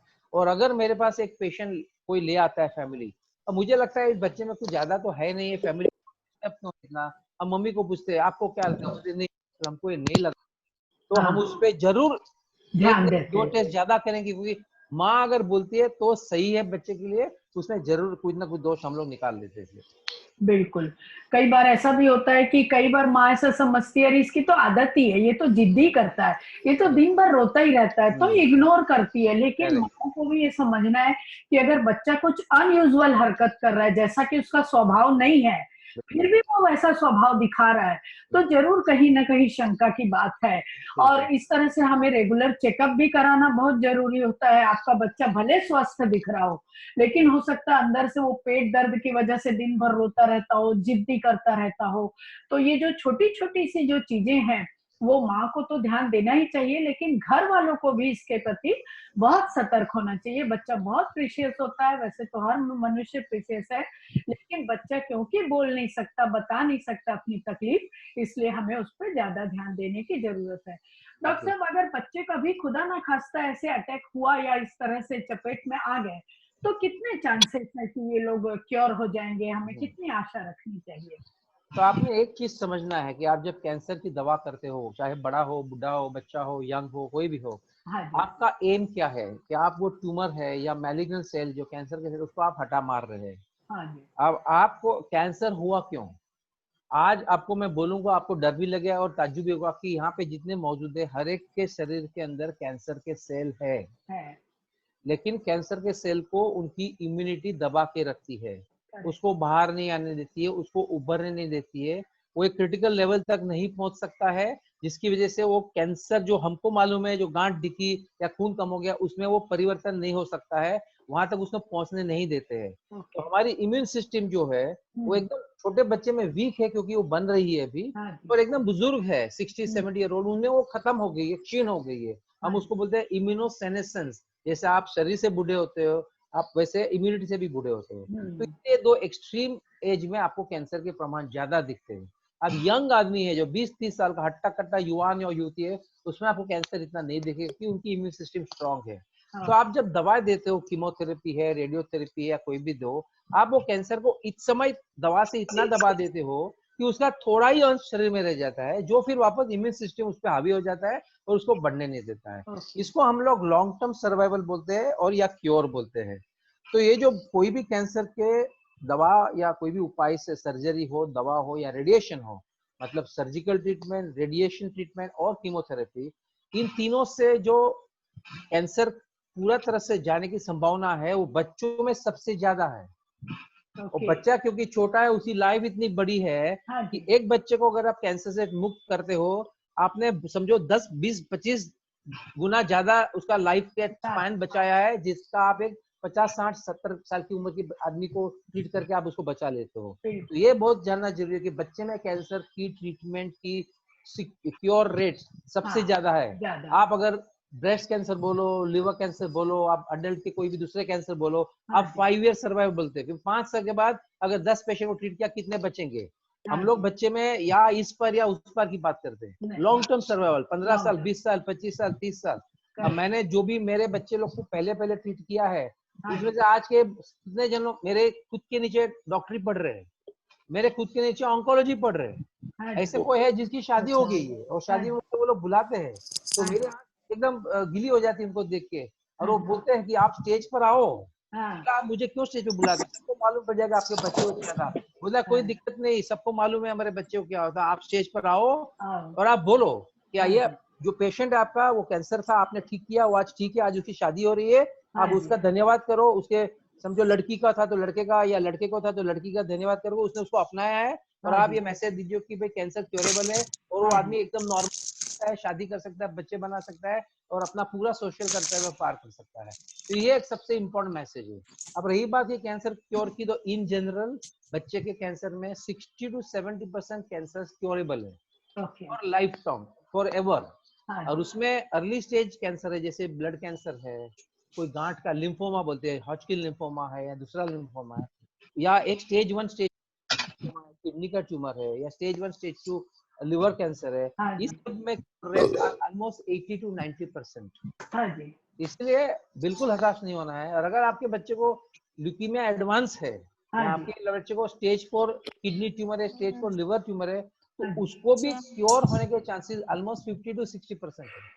इसलिए बच्चे में हम कहते हैं कि पहली बार कोई भी स्टेज हो, कोई भी ऑर्गन हो, आपने पूरा ध्यान लगा के उसको ट्रीटमेंट करना है, क्योंकि उसके चांसेस क्योर के ज्यादा है। अगर वो रिलैप्स भी हो गया, जैसे एक ब्लड कैंसर हमने ट्रीट कर दिया, वो 5 साल के बाद उसको रिलैप्स हो गया, उसमें से भी सेकंड क्योर होने के चांसेस 30-40% है। इसलिए बच्चे में छोड़ना नहीं है, क्योंकि बच्चा देश का भविष्य है, बिल्कुल माँ बाप की आंखों का तारा है। बच्चा जो है वो कल के लिए, अपने दुनिया के लिए, अपने देश के लिए भविष्य है, और उसके क्योर के चांसेस इतने ज्यादा है और उसको बहुत लंबी आयु आप दे सकते हैं। तो पूरे दिलो जान से बच्चे के कैंसर पे पीछे जान लगाना है। जैसे अभी मैं वाडिया हॉस्पिटल, वहाँ पे हमारे वहाँ समझो कम से कम हर साल 300 से 400 नए बच्चे कैंसर के आते हैं। और आप ओपीडी में आएंगे, कस्तूरी के तो बहुत मेंबर्स आ चुके हैं वहाँ पे, कोई भी एक ओपीडी में आप 40-50 पेशेंट वहाँ पे देखेंगे। हम उनकी ट्रीटमेंट ऑलमोस्ट फ्री करते हैं। हमारे डोनर की इतनी अच्छी भगवान की दुआ है कि वो लोग हमको पैसा देते रहते हैं। कस्तूरी भी बहुत हमको हेल्प करते हैं, हम बच्चे लोग को अडॉप्ट कर लेते हैं, हम उनका बर्थडे मनाते हैं, हम कोई रोज कैंसर डे मनाते हैं, हम उनको कोई गिफ्ट दिलाते हैं, हम उसको खुश करते हैं। और आप कोई भी दिन पे आओ वाडिया हॉस्पिटल में, आपको कोई तो डोनर मिलेगा जो खाना लेके आया है, न्यूट्रिशन लेके आया है, फल फलादी लेके आया है, बच्चे लोग के लिए टॉयज लेके आए हैं। आप चाहे सोचो आप कितना, तो बच्चे को ऐसा है कि आज मुझे वाडिया जाना है तो खुश है।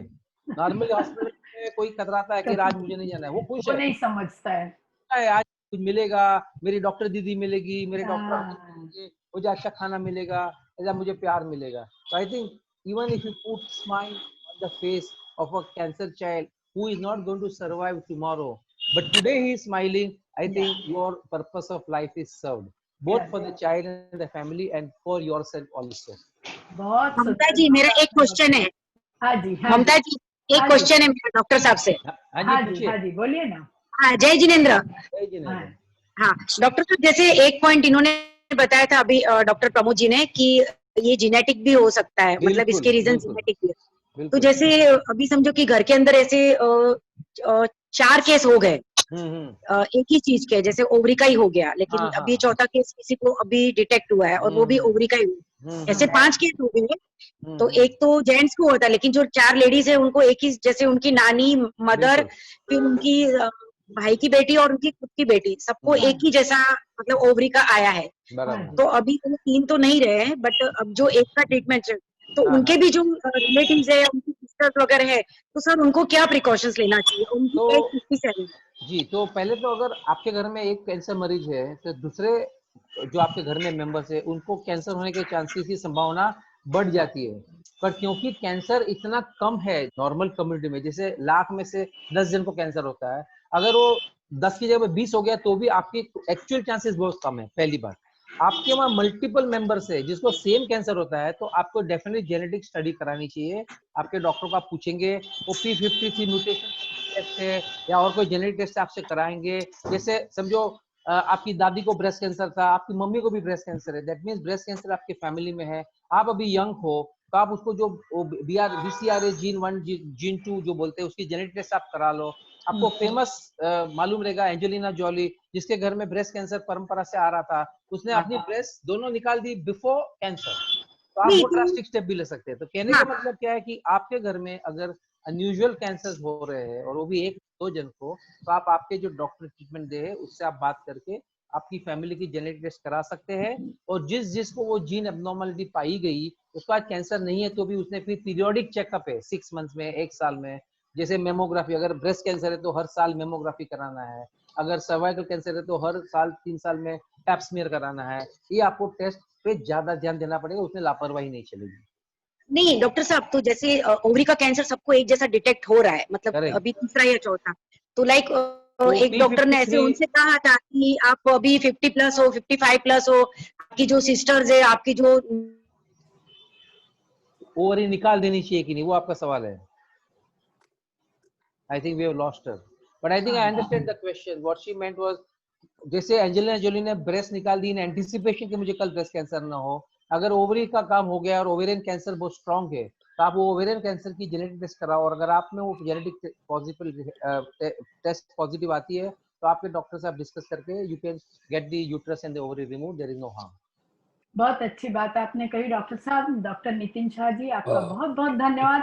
और इसी सब्जेक्ट को ओवरी, हाँ जी ममता जी, एक सेकंड मुझे डॉक्टर साहब से खाली पूछना है। नितिन जी बहुत बहुत धन्यवाद सर। और हमने सुना है कि भगवान के बाद में डॉक्टर होता है, तो वाकई में आप बहुत ही उत्तम कार्य कर रहे हैं सर। और मैं वाड़िया के पास ही रहता हूँ, definitely I will visit your. अरे सर बिल्कुल आप आइए। डॉक्टर चंद्रकला जो केएम में थी, शी वाज करेक्ट वो अडल्ट सर। मुझे खाली इतना पूछना, या सो उधर हम काफी प्रोटीन वगैरह देते थे regularly, so now definitely I will visit Wadia and do something. Sir मुझे ये पूछना है कि लाइक इम्यूनोथेरेपी और टारगेटेड थेरेपी जो dendritic cell useful and successful in pediatric also like? No, so pediatric में इस सब की जरूरत नहीं पड़ती है। टारगेटेड थेरेपी होती है, कोई रिलैप्स केस ल्यूकीमिया है तो उसमें जैसे CAR-T थेरेपी है, बहुत वेरी फेमस CAR थेरेपी जो है, it is advanced, not available in India as of today, but it will become available soon.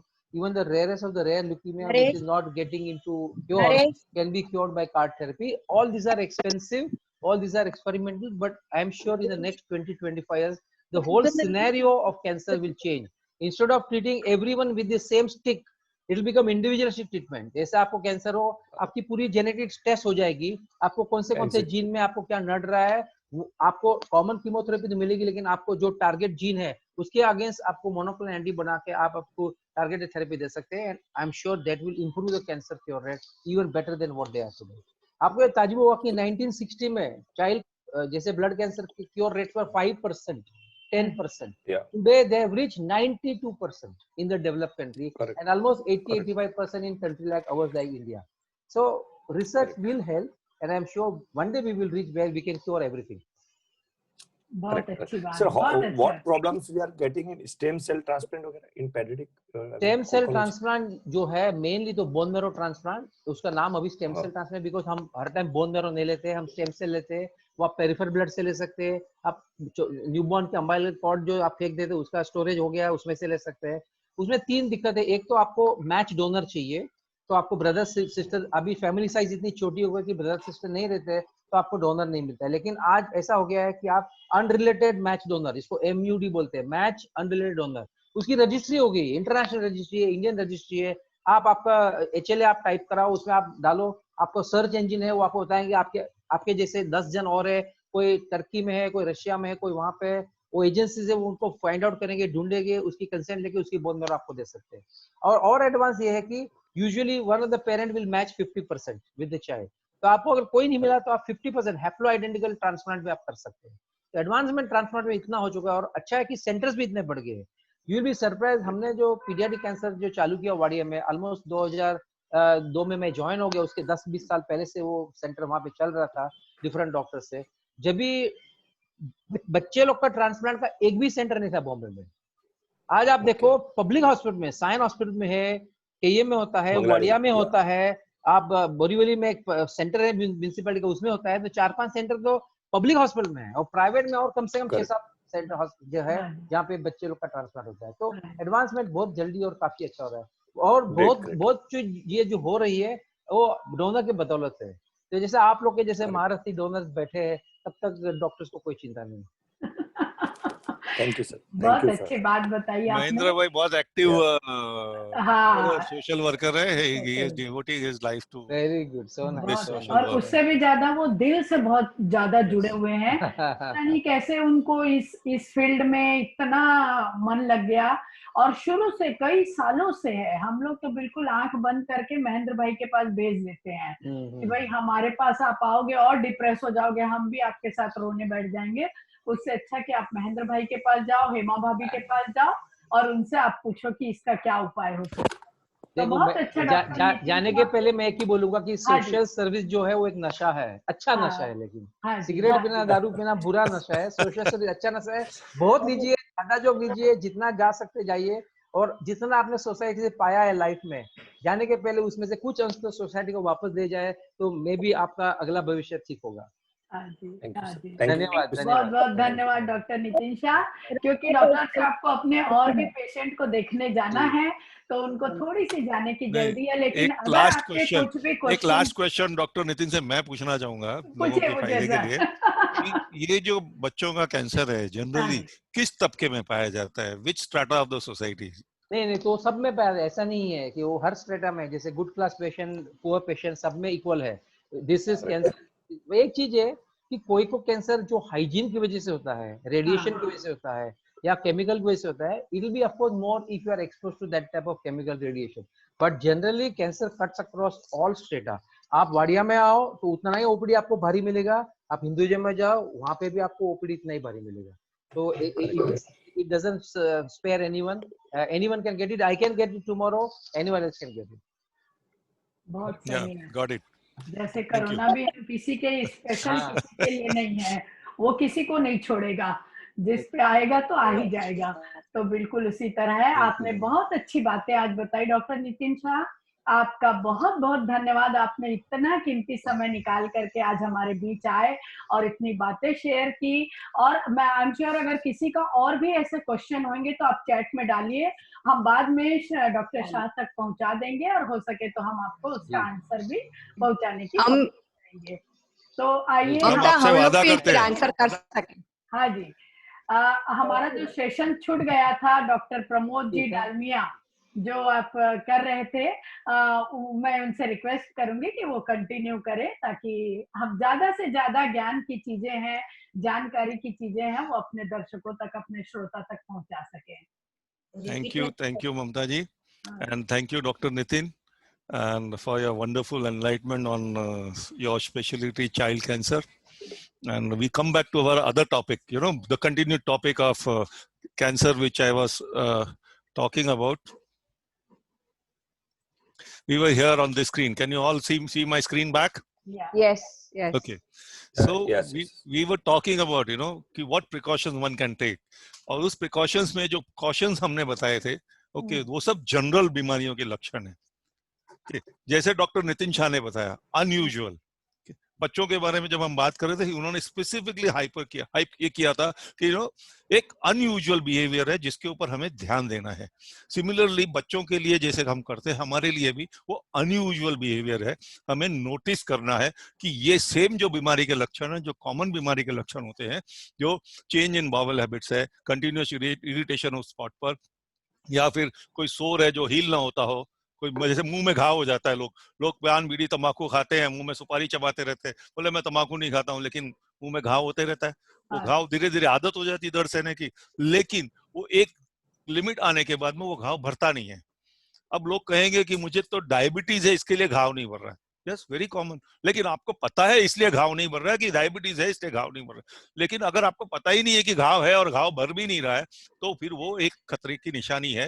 वो कैंसर भी हो सकता है और डायबिटीज भी हो सकता है।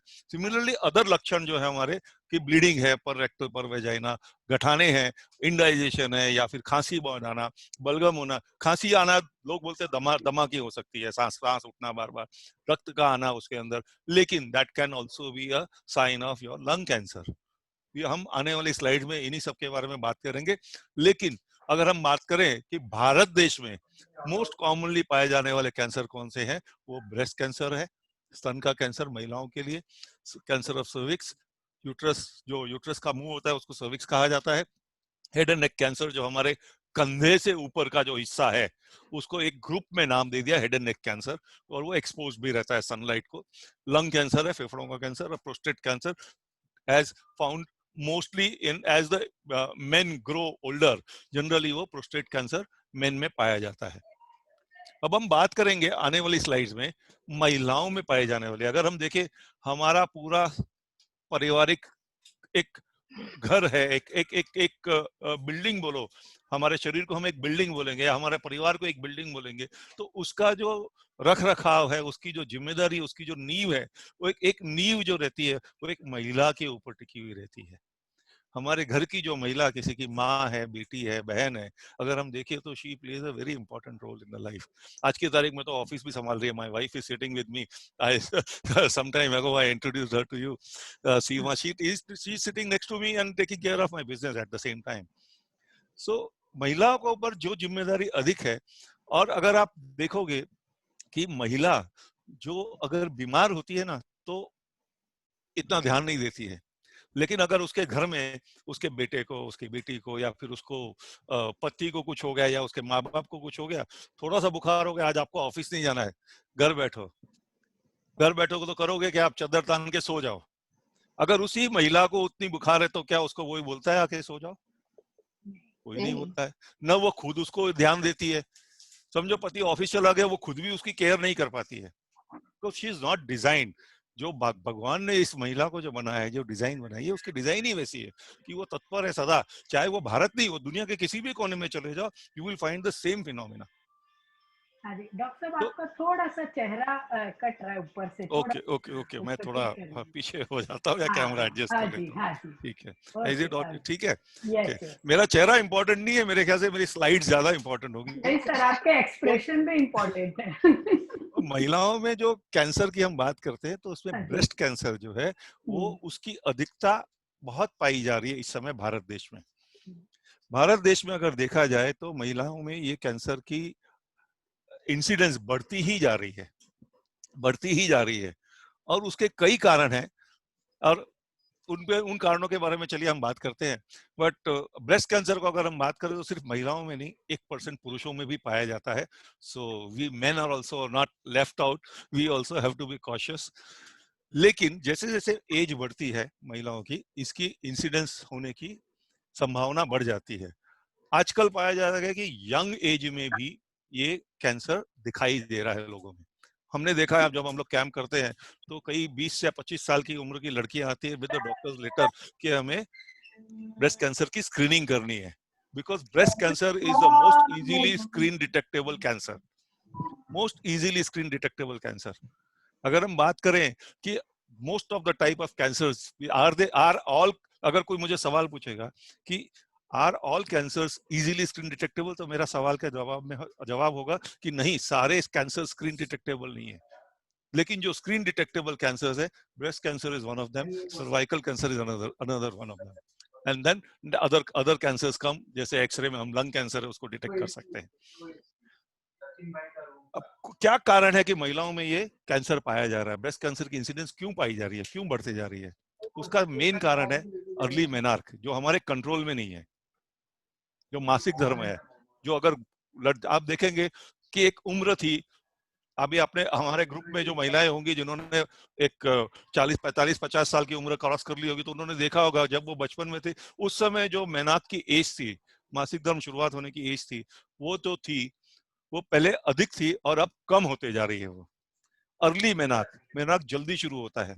कि अगर ये कॉमन पूरे कम्युनिटी में सब में है तो कोई प्रॉब्लम नहीं है, लेकिन समाज में सबकी ये जो मेनार्क की एज है वो नॉर्मल समझो, अगर 9-10 साल है और आपकी बेटी में अगर वो आ रही है 5-6 साल में शुरू हो गया, तो वो एक खतरे की घंटी हो सकती है। तो you have to be cautious about it. Speak to doctors. Do not avoid such symptoms. Late menopause, अधिक उम्र तक मेनोपॉज चलना, मासिक धर्म का चलना, ये एक और कारण हो सकता है कि हमें पता है जनरली 45 से 50 साल की उम्र के अंदर मेनोपॉज पूरा हो जाता है, लेकिन उसके बाद भी ये चल रहा है तो कहीं आप ब्रेस्ट कैंसर के कैंडिडेट तो नहीं है, ये आपको ध्यान रखना है. रिमेंबर माय वर्ड्स, खतरे की घंटी, योर वार्निंग बेल शुड टिकर यू.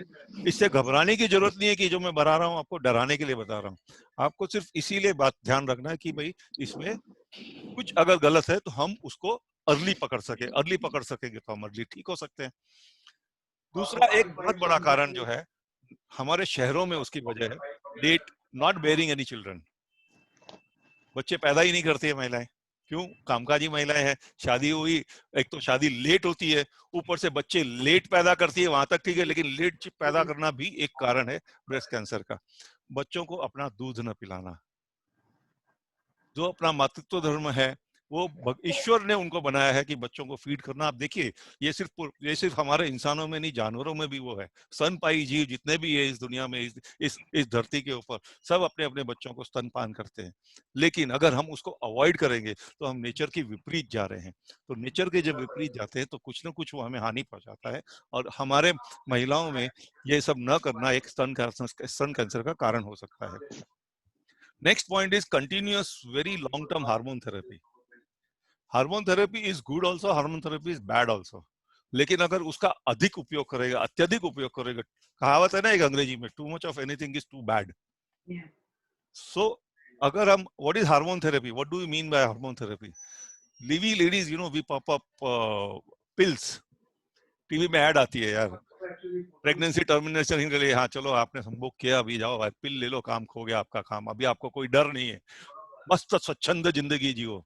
लेकिन अगर उसका अधिक उपयोग करोगे तो वो आपको घातक हो सकता है. सिमिलरली मासिक धर्म के उसको टालने के लिए या दूर करने के लिए, उसको लंबा करने के लिए भी आप पिल्स का उपयोग करते हैं. These are all hormone therapy. Similarly hormone therapies का और भी ज्यादा डेवलपमेंट हो रहा है, लेकिन अगर विदाउट डॉक्टर कंसल्टेशन आप सेल्फ मेडिकेशन करते हो, किसी भी प्रकार का self medication can be very dangerous for your शरीर. अदर कारण आपको नितिन शाह ने भी बताया था, positive family history. Positive family history से ब्रेस्ट कैंसर में मैं खास बताना चाहूंगा कि आपकी माता या आपकी नानी, ये 2-3 पीढ़ी तक जो है ना, इसका खतरा अधिक रहता है. अगर आपकी नानी को कैंसर हुआ है, ब्रेस्ट कैंसर, और आपकी माँ को हुआ है, तो आप definitely very very high risk bracket में है. इसका मतलब जरूरी नहीं कि आपको लक्षण है, लेकिन आपको वो आपके दिमाग में खतरे की एक घंटी रहनी है कि आपको अपना रेगुलरली ब्रेस्ट कैंसर स्क्रीनिंग करना है. जब भी मौका लगे अस्पताल में जाइए, चेकअप कराइए, या फिर कभी हमारे तरह के कोई ऑर्गेनाइजेशन आपके पास में एरिया में कैंप ऑर्गेनाइज करती है, आप स्क्रीनिंग कराइए. और एवरी ऑल्टरनेट ईयर अगर आप स्क्रीनिंग कराएंगे तो आपको अपने उस खतरे की घंटी का आभास होते रहेगा कि भाई आप सेफ हैं. अगर आप सेफ नहीं है, आपको पता चल गया, तो it is curable, it is detectable and it is curable. Of course मोटापा एंड अर्बन लाइफस्टाइल एक अनदर कारण है ब्रेस्ट कैंसर का, वो कई बीमारियों का कारण होता है. अब कुछ साइंस एंड सिम्टम्स मैं बताऊंगा. हो सकता है ये चित्र आपको थोड़े अजीब लगे, थोड़ा आपको डरावने भी लगे, लेकिन इससे डरने की कोई बात नहीं है. अगर ये सिर्फ इसीलिए दिखाना चाहता हूं मैं कि अगर आप नोटिस करेंगे कि क्या नोटिस करना है आपको आपके शरीर में क्या लक्षणों को नोटिस करना है. खासकर अगर आप देखेंगे ये पहले चित्र में कॉर्नर में, जहां पर ये मेरा mouse, can you see that mouse pointer rotating over here? यहाँ पर अगर आप देखेंगे एक व्हाइट चकत्ता सा जैसा बन गया, यहाँ पर लंप, गठान है. And it is very easy to screen detect और self detect also. There is a procedure called self breast examination, SBE. आप उसको अगर गूगल करेंगे तो आपको कई वीडियोस मिल जाएंगे, how to screen detect, how to feel yourself, कि वहां पे मेरे लंप है क्या. तो उसमें आपको ये भी पता चलेगा वो पेनफुल है या नहीं है. अगर वो पेनफुल है तो आपको तुरंत डॉक्टर के पास जाना है, और पेनफुल नहीं भी है, पहली बार अगर आपने नोटिस किया और वो लगता है बढ़ रहा है या कुछ है, तो you must go and see your family doctor, and that family doctor आपको फर्दर एडवाइस करेंगे कोर्स ऑफ एक्शन की. और कोई चीज तो नहीं है, but that should remain as a warning bell. Next film में अगर, नेक्स्ट पिक्चर में अगर आप देखेंगे तो दोनों स्तन के साइज में और शेप में फर्क है. सिमिलरली अगर तीसरे पिक्चर में देखेंगे, यहाँ पे संतरे के छिलके के समान वो डिम्पलिंग आ गई है स्किन के अंदर. जिस तरह से संतरे का छिलका रहता है उसमें देखेंगे, उसी तरह से ये पिक्चर में यहाँ दिखाया गया. अगर ये आ गया तो it's a clear cut sign कि you are a candidate for breast cancer. And of course nothing to say more about of this kind of, अगर देयर इज अ वुंड है इस पिक्चर में और गठान है, और यहाँ पे बगल के अंदर आप देखेंगे कि यहाँ पे ऑलरेडी इट्स मेरे ख्याल से ये देख नहीं सकते हम लोग। इट इज काफी दर्दनाक भी होगा नेचुरली, किसी अगर महिला को ये है तो ये आपको अवॉइड नहीं करना है, ना अपनी शर्म लाज की वजह से, लेकिन आपको अपने डॉक्टर को जाके दिखाना है।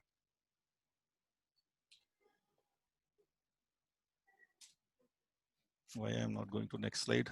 हाँ, अगर आप देखेंगे ये और दूसरे कारण है, निप्पल का इन्वर्शन होना वेरी कॉमन है, but you have to be cautious about it. Most importantly nipples में से अगर डिस्चार्ज हो रहा है, अभी डिस्चार्ज कई बार कई कारणों से होता है, प्रेगनेंसी में होता है, बट नॉर्मल डिस्चार्ज है, मिल्क डिस्चार्ज है, एंड इट इज वो स्टॉप भी हो जाता है, दैट इज ओके। लेकिन अगर वो ब्लड स्टेन डिस्चार्ज है या फिर वो अनयूजुअल डिस्चार्ज है, मार्क माय वर्ड्स, अनयूजुअल, असाधारण, आपके शरीर में कोई भी असाधारण घटना हो रही है, आपके शरीर में कोई भी असाधारण बदलाव है, तो आपको अननोटिस नहीं जाना चाहिए, आपके ध्यान में रहना चाहिए। आपकी भुजाओं में अगर आप देखेंगे लेफ्ट एंड राइट दोनों भुजाओं में फर्क है, यहाँ पर एक में स्वेलिंग है और एक में नहीं है। सिमिलरली यहाँ पर लंप देखेंगे आर्मपिट में, यहाँ पे जनरली लिम्फ नोड्स होते हैं, तो लिम्फ नोड्स में गठान आ जाती है यहाँ पे, तो फंक्शनिंग आपकी खराब हो जाएगी, तो आपका यहाँ पर ब्रेस्ट कैंसर के भी आप कैंडिडेट होगे, प्लस आप नेचुरली उसके बाद अगर अनडिटेक्टेड है तो फ्यूचर में आप ब्लड कैंसर और बोन कैंसर के भी कैंडिडेट हो जाते हैं। तो ये चीजें आपको बहुत खास ध्यान रखनी चाहिए। मैं अगर किसी से बात करता हूँ कि बोले डॉक्टर साहब आपने बोल दिया कि भैया ये असाधारण लक्षण है, ध्यान रखना चाहिए, लेकिन मैं कहाँ तक ध्यान रखूं, तो मैं एक ही बात हमेशा कहता हूँ स्पेसिफिकली महिलाओं से, आपके घर में, सबके घर में मंदिर है, राइट और रॉन्ग? तो आप अगर मंदिर की रोज पूजा करते हैं और आपके मंदिर की आप साफ सफाई रखते हैं, अच्छे से रखते हैं, जो कामकाजी महिलाएं होती है, चलो मंदिर में काम करने का, मंदिर में ध्यान लगाने का वक्त नहीं मिलता है, तो work is her desk, work desk जो रहता है उसकी कामकाज की जो टेबल होती है वो उसका पूजा स्थल है, तो वहां पर उन्होंने जो सामान जहाँ रखा होता है उनको पता होता है। जब आप अगले दिन आते हैं सुबह सुबह, जब उसका दरवाजा खोलते हैं तो उसमें अगर कुछ भी परिवर्तन होता है ना, तो आपकी नजरों से छूटता नहीं है वो। आपने अगर अगरबत्ती और मोमबत्ती और दिया एक जगह पे रखा तो वहां होना चाहिए, वो वहां नहीं है, तो दूसरे दिन आपको विदाउट एनीबॉडी टेलिंग वो ऑटोमेटिकली आपके घंटी बजती, अरे यार ये यहाँ था, कहाँ गया? आप नेचुरली सबको पूछोगे, अरे मैंने रखा था, किसने हाथ लगाया यहाँ पर? तो that kind of consciousness we have to be aware of. अगर आप वो कॉन्शियसनेस अपने दिमाग में, अपने शरीर में ले आएंगे तो आप डेफिनेटली इसको जीत सकते हैं, अर्ली डिटेक्ट कर सकते हैं, और बहुत आसान है ये सब चीजें करने के लिए। You don't need third person. आईना अपने घर में है, फुल लेंथ आईना भी रहता है, फुल लेंथ नहीं भी है तो भी आप कर सकते हो। एसबीई का प्रोसीजर आप सीख सकते हो वीडियो में देख के, एंड देन आप अपना इसको आसानी से पकड़ सकते हो। बट इंपॉर्टेंट, उस अनयूजुअल बिहेवियर को नोटिस करने के बाद अवॉइड नहीं करना है, इग्नोर नहीं करना है। You have to go to your doctor and then talk to them for further treatment. अगर वो बोले ठीक है, nothing to worry about it, forget it, क्या गया हमारा, एक कंसल्टेशन फी गई ना। बट अगर वो कुछ है तो we can get it cured ASAP. Self breast examination अगर मैं बात करूं कि किस तरीके से हम रोक सकते हैं, तो सेल्फ ब्रेस्ट एग्जामिनेशन के मैं बार बार बोल रहा हूं, mammography is used for screening and clinical breast examination is done by the doctors.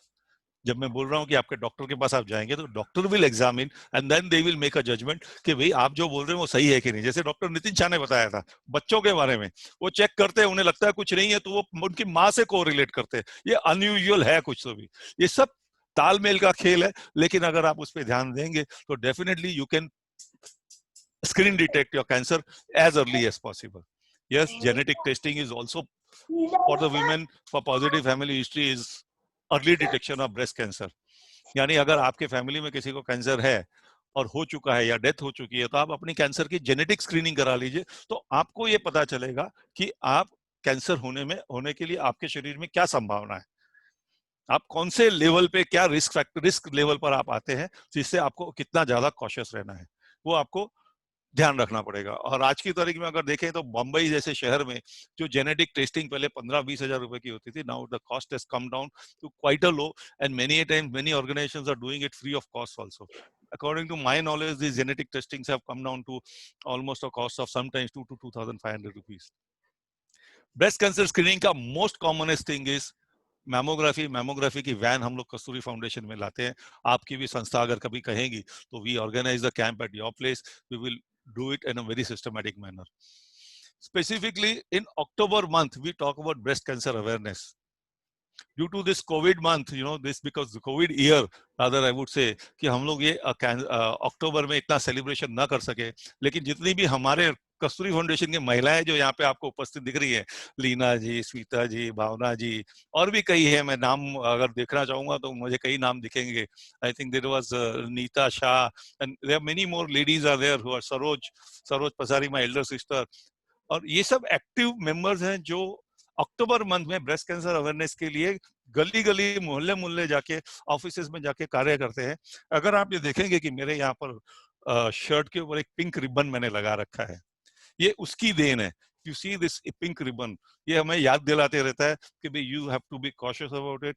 When people ask why are you wearing pink ribbon, I can talk freely with that person कि भाई why I am wearing. Now I can explain him what that person has to take care about breast cancer, so that वो अपने परिवार में जाके उसकी awareness दे और उसके परिवार को अगर होने वाली संभावना है कैंसर की तो उससे बचा सके.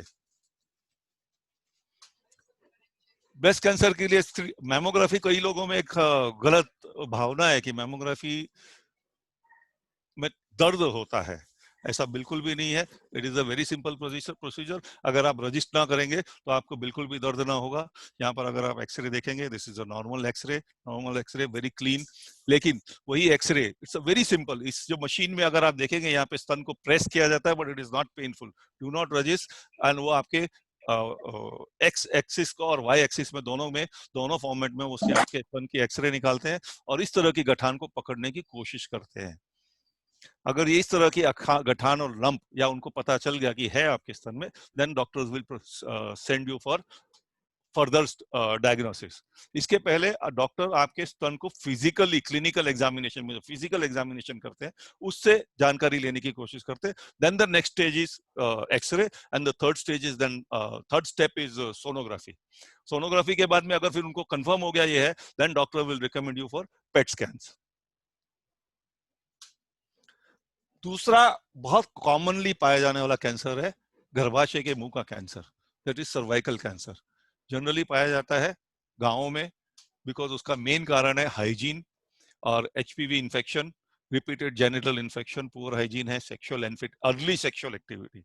आप बोलेंगे यार ये कैसे हो सकता है, यहाँ शहरों में एजुकेशन है तो इसलिए नहीं है, लेकिन गांवों में चाहते न चाहते हुए भी जबरदस्ती भी ये प्रकार की एक्टिविटी हो जाती है. Multiple short interval pregnancy is very common in villages. आप देखेंगे, and specifically particular communities if you see, multiple एक महिला ने 10-10 बच्चों को मैंने जन्म दिया है.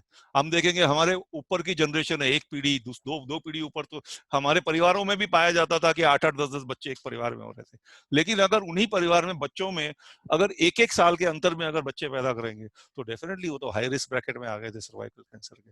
सो This is what we refer to multiple short interval pregnancy, जो villages में predominant है, particular communities में predominant है, and that is why we see a particular community more incidence of these kind of cancers, breast cancer and cervical cancer, even in cities like Mumbai. Other reasons are multiple sexual partners and unprotected sex, again which is more predominant in all the strata of society, even in city like Mumbai. Of course villages में तो रहता ही रहता है. Low immunity जो है हमारी रोग प्रतिरोधक शक्ति, इसके बारे में आई थिंक एवरीबडी नोज कि ये हमारी महिलाओं में क्यों होता है. फिर भी मैं इसके कुछ फिगर्स आपको बताना चाहूंगा कि मैं कई संस्थाओं से जहाँ जुड़ा हूँ. आज हम लोग ब्लड डोनेशन कैंप एक माटुंगा में SNDT करके वुमेन्स कॉलेज है, आप सबको पता होगा. वहां पर जब हम ब्लड डोनेशन कैंप हर साल आयोजित करते हैं और उसमें 400 लड़कियां सामने ब्लड डोनेशन के लिए आती हैं, और जब हम ब्लड कलेक्ट करते हैं तो सिर्फ 50-60 लड़कियों का कर पाते हैं. उसका मेजर वजह यही होता है कि ये लो इम्यूनिटी. और लो इम्यूनिटी क्यों होती है? क्योंकि शायद लड़कियां खानपान बराबर नहीं करती हैं, शायद लड़कियां पतला होने के लिए खानपान कम कर देती हैं, या फिर उसके और कई कारण होंगे. बट ये लो इम्यूनिटी एक वजह होती है जिसकी वजह से वो ब्लड तक डोनेट नहीं कर पाती है. तो सोचो जब ब्लड ही नहीं है शरीर में तो उसकी रोग प्रतिरोधक शक्ति कम होगी. जैसे नितिन भाई ने बताया था कि ब्लड के जो रेड ब्लड सेल्स है, आपके व्हाइट ब्लड सेल्स है, आपके प्लाज्मा प्लेटलेट्स है, अगर वो सब गड़बड़ होंगे तो डेफिनेटली आपके शरीर में कैंसर होने की संभावना बढ़ जाती है. एंड नेक्स्ट मोस्ट इंपॉर्टेंट, आप देखेंगे कई फिगर्स को हम लोगों ने पीले रंग में दिखा रखा है, येलो कलर में। Smoking is common in almost all the kind of cancers, isn't it? Smoking जो आज की तारीख में गाँव में बीड़ी पीते हैं, शहरों में महिलाएं जो सिगरेट पीती है, बात तो एक ही, खाली नाम बदल गया। तो but nevertheless this kind of cancer is more popular in rural population. Cervical cancer के साइन एंड सिम्टम्स क्या है? पेन और ब्लीडिंग ड्यूरिंग और आफ्टर इंटरकोर्स। अगर ये बोलेंगे ये तो नॉर्मल है, remember my words, unusual. Normal कुछ पीरियड के लिए होना स्वाभाविक है, बट अगर ये रेगुलर में आपको कंटिन्यूअस होते जा रहा है, then there is something wrong, unusual behaviour. Again unusual vaginal discharge, spotting of blood और light bleeding other than the during the normal period. Normal मासिक धर्म के अलावा अगर आपको यूरिन पास करते समय या अगर अदरवाइज भी आपको ब्लड आ रहा है, ब्लड की स्पॉटिंग हो रही है, तो you have to be cautious, आपकी खतरे की घंटी बजनी चाहिए and you have to be visiting your doctor कि कहीं आप सर्वाइकल कैंसर के कैंडिडेट तो नहीं है। Remember, cancer is curable if detected early, even more it is preventable provided we take care of these signs and symptoms. Yes, again, January is a cervical cancer awareness month all over the world, and we all at Kasturi also try and celebrate and try and make people aware about cervical cancer in that specific month as well. These are a few pictures. This is a picture of a healthy cervix. गर्भाशय का मुंह है, healthy गर्भाशय का मुंह है, लेकिन अगर वही इन्फेक्शन है उसको विच इज कैंसरस गर्भाशय अगर हो गया है, तो आप देखेंगे उसके मुंह पे इस तरह से घाव आ जाएंगे, उसके मुंह पे इस तरह से सिस्ट आ जाएगा। सिस्ट यानी सिस्ट धीरे धीरे फाइब्रोसिस कन्वर्ट हो जाता है, फाइब्रोसिस होता है और सिस्ट में कन्वर्ट होता है और फिर गठान बन जाती है, एंड देन वो उसमें से ब्लीडिंग भी हो सकती है, उसमें दर्द भी होता है। उसकी डिटेक्शन की अर्ली स्टेजेस है, ये मिड स्टेज का पिक्चर है, ये लेट स्टेजेस का, थर्ड फोर्थ स्टेज का पिक्चर है। This is a real picture. ये ऊपर के जो पिक्चर दिखाए हमने ग्राफिक्स है, खाली कंप्यूटर ग्राफिक्स है, but what you see here in the bottom is an actual picture of a cervical cancer affected uterus. So what do we do, how do we screen? इस cervical cancer screening कैसे किया जाता है? Best way to screen is pap smear. Pap smear test जो है वो होने वाले कैंसर को, सर्वाइकल कैंसर को अर्ली स्टेजेज में पकड़ लेता है, और कहा जाता है कि अगर आप इसको हर अल्टरनेट ईयर में 3 बार अगर आपने चेक कराया और 3 बार में आपका ये क्लियर आया है, तो आगे आने वाले सालों में आपको कभी भी सर्वाइकल कैंसर नहीं होगा, ये कहा जाता है। और ये डॉक्टर के पास स्टैटिस्टिक्स है, तो आई request all of you to follow this pattern. Get yourself a screen for cervical cancer at least 3 times every alternate year. That is why Kasturi has given a slogan, service your cervix regularly. Another way of cervical cancer screening is HPV screening होती है. There is another test which has come out, जो हमने यहाँ पे लिखा नहीं है, but लेकिन वो that is something similar to genetic test, but वहां पर भी हम लोग आने वाले कम से 15 से 20 साल या 50 साल आपको आगे आने वाले सालों में इसको पकड़ सकते हैं आज की तारीख में कि आप सर्वाइकल कैंसर के कैंडिडेट हो या ना हो। जिसे कहते हैं HPV स्क्रीनिंग। अब उसके रोकने का क्या उपाय है? उसका सबसे बेस्ट उपाय है HPV वैक्सीनेशन। उसके निदान, उसकी रिसर्च इतनी ज्यादा एडवांस स्टेज में बढ़ गई है कि it is become very effective nowadays, but however we also suggest कि आप अपने डॉक्टर को मिलिए एंड डॉक्टर की एडवाइस पर HPV वैक्सीनेशन कराइए। लेकिन ये हर किसी महिला के लिए HPV वैक्सीनेशन नहीं है। It has to be given before before the first intercourse by a lady or a girl, I would say, कि before the first intercourse she has to take this injection, and इसका कुछ periodical होता है, depending upon the age and depending upon the condition, doctor suggest करेंगे कि उन्हें कितने साल तक, 2 या 3 साल तक उन्हें रिपीट ये इंजेक्शन लेना पड़ता है, सो दैट आने वाले सालों में उसकी सर्वाइकल कैंसर की संभावनाएं एलिमिनेट हो जाती है। जैसे आज कोरोना काल में हम वेट कर रहे हैं वैक्सीनेशन की, कोरोना के लिए वैक्सीन आएगा तो जब आएगा तो हम लेंगे और आगे हमारे को कोरोना का खतरा ना होगा। So let's wait for that vaccine, but cancer के लिए वैक्सीन उपलब्ध है, आप डॉक्टर की एडवाइस पर इसका फायदा उठा सकते हैं। Head and neck cancer, most common cancer head and नेक पुरुषों में पाया जाता है। स्मोकिंग जिसका कारण है, शराब उसका बड़ा कारण है, महिलाओं में भी पाया जा रहा है। तंबाकू खाना, तीखा खाना, स्पाइसेस है, दांतों का नुकीलापन। मैंने लक्षण में बताया था कि दांतों के नुकीलेपन से दांतों में दर्द होता है। अगर दांतों को दर्द को हमको सहते रहते, हमें पता ही नहीं रहे कि हम हमारे जामे मुंह के अंदर कैंसर हो गया है। सनलाइट स्किन के कैंसर का कारण बन सकता है। We have put it in head and neck cancer list because in India we are most expose to sun, because sun यहाँ पे काफी ब्राइट है। Eastern part of the world we are living, और हमारी जो exposed part of the body है, that is generally the face. Most of the time, most of the body is covered. Sunlight is more harmful in countries like USA and Europe, जहाँ पर वो लोग सन bathing के लिए जाते हैं without wearing anything, and उनकी स्किन पहले ही व्हाइट है। हम लोगों की स्किन में ऑलरेडी पिगमेंटेशन है जो हमें प्रोटेक्ट करता है सन रेज से, लेकिन वो फॉरेनर्स जो है, यूएसए के जो सिटीजन हैं या यूरोपियन कंट्रीज में है, वहाँ पे उनको प्रोटेक्शन नहीं मिलता है। तो we are naturally blessed and protected by the sunlight. Other reason for head and neck cancer could be sexually transmitted disease, that is HPV or low immunity. Low immunity, remember again, it is another reason for becoming a candidate for these kind of cancers.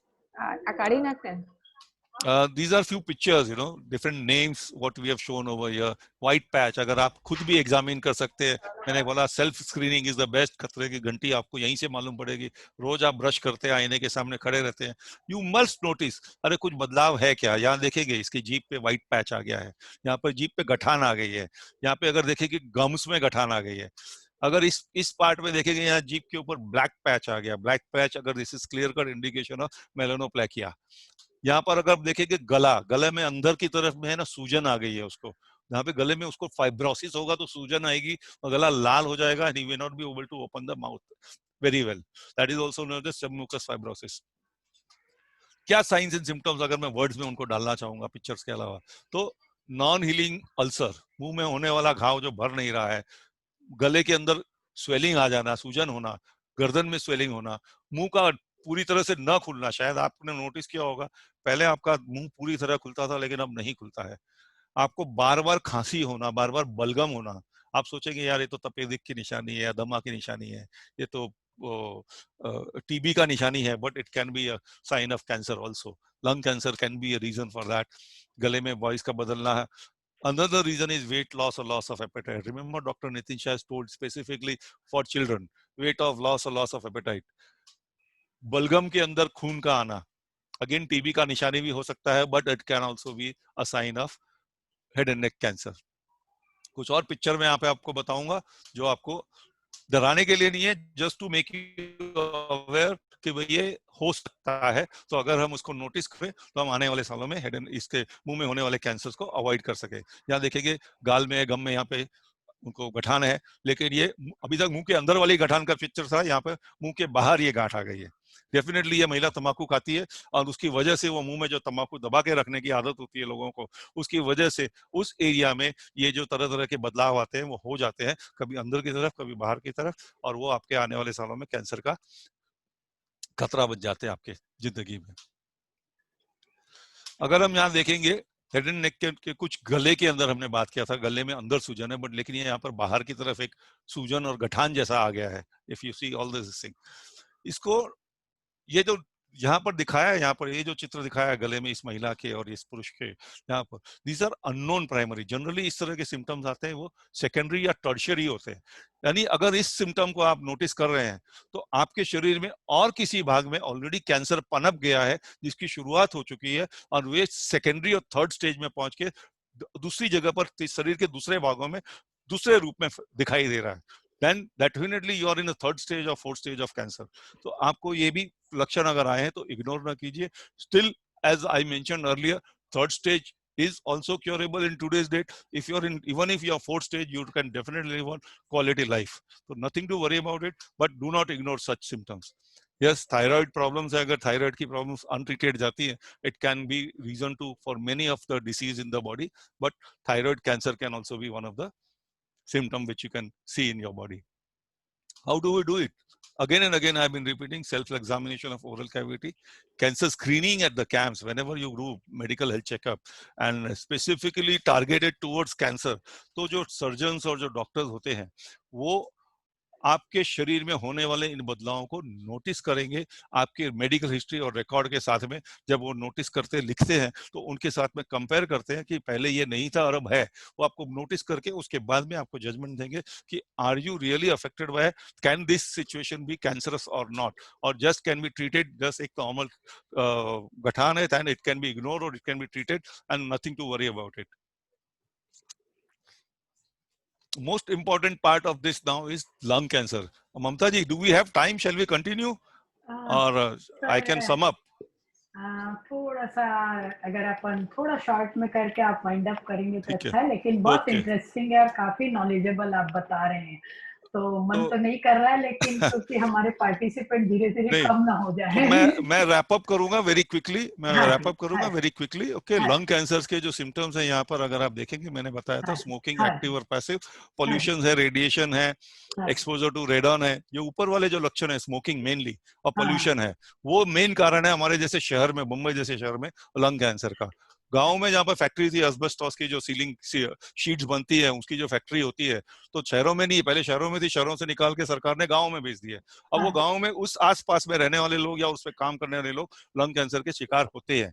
और तंबाकू एक बड़ा कारण है जो lung cancer का कारण होता है। सिम्टम क्या होते हैं?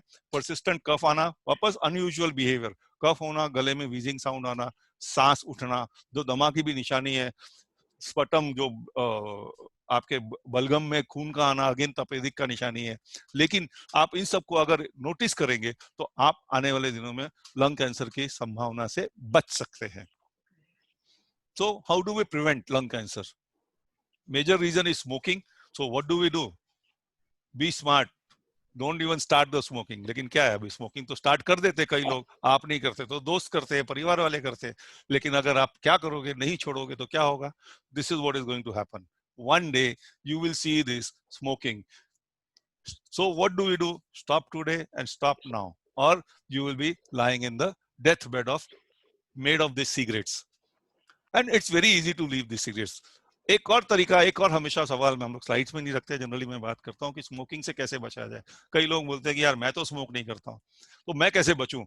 यस, दैट इज वेयर मैंने एक्टिव और पैसिव की बात की ना। हम लोग जो स्मोक नहीं करते हैं वो पैसिव स्मोकर होते हैं, और हमारे मित्र या हमारे परिवार में कोई अगर स्मोक करता है तो वो एक्टिव स्मोकर है। तो हम उनसे रिक्वेस्ट कर सकते हैं कि भैया आप जाके दूर, या तो बंद सिगरेट पीजिए ही मत, छोड़ दीजिए। छोड़ नहीं सकते तो आप बाहर जाके पीजिए। आप देखेंगे होटल कॉर्नर्स वगैरह में कई जगह पर वो सिगरेट के अलग चेम्बर्स बनाए हैं कि उधर ही जाके आपको सिगरेट पीना है। आप नॉर्मल जगह पे, कॉमन जगह पर सिगरेट नहीं पी सकते हो। तो यहाँ पर, लेकिन हमारे घर में तो वो परिस्थिति नहीं होती है, हमारे सोसाइटी में वो परिस्थिति नहीं, लेकिन हम उनको रिक्वेस्ट कर सकते हैं हमारे से दूर चले जाइए।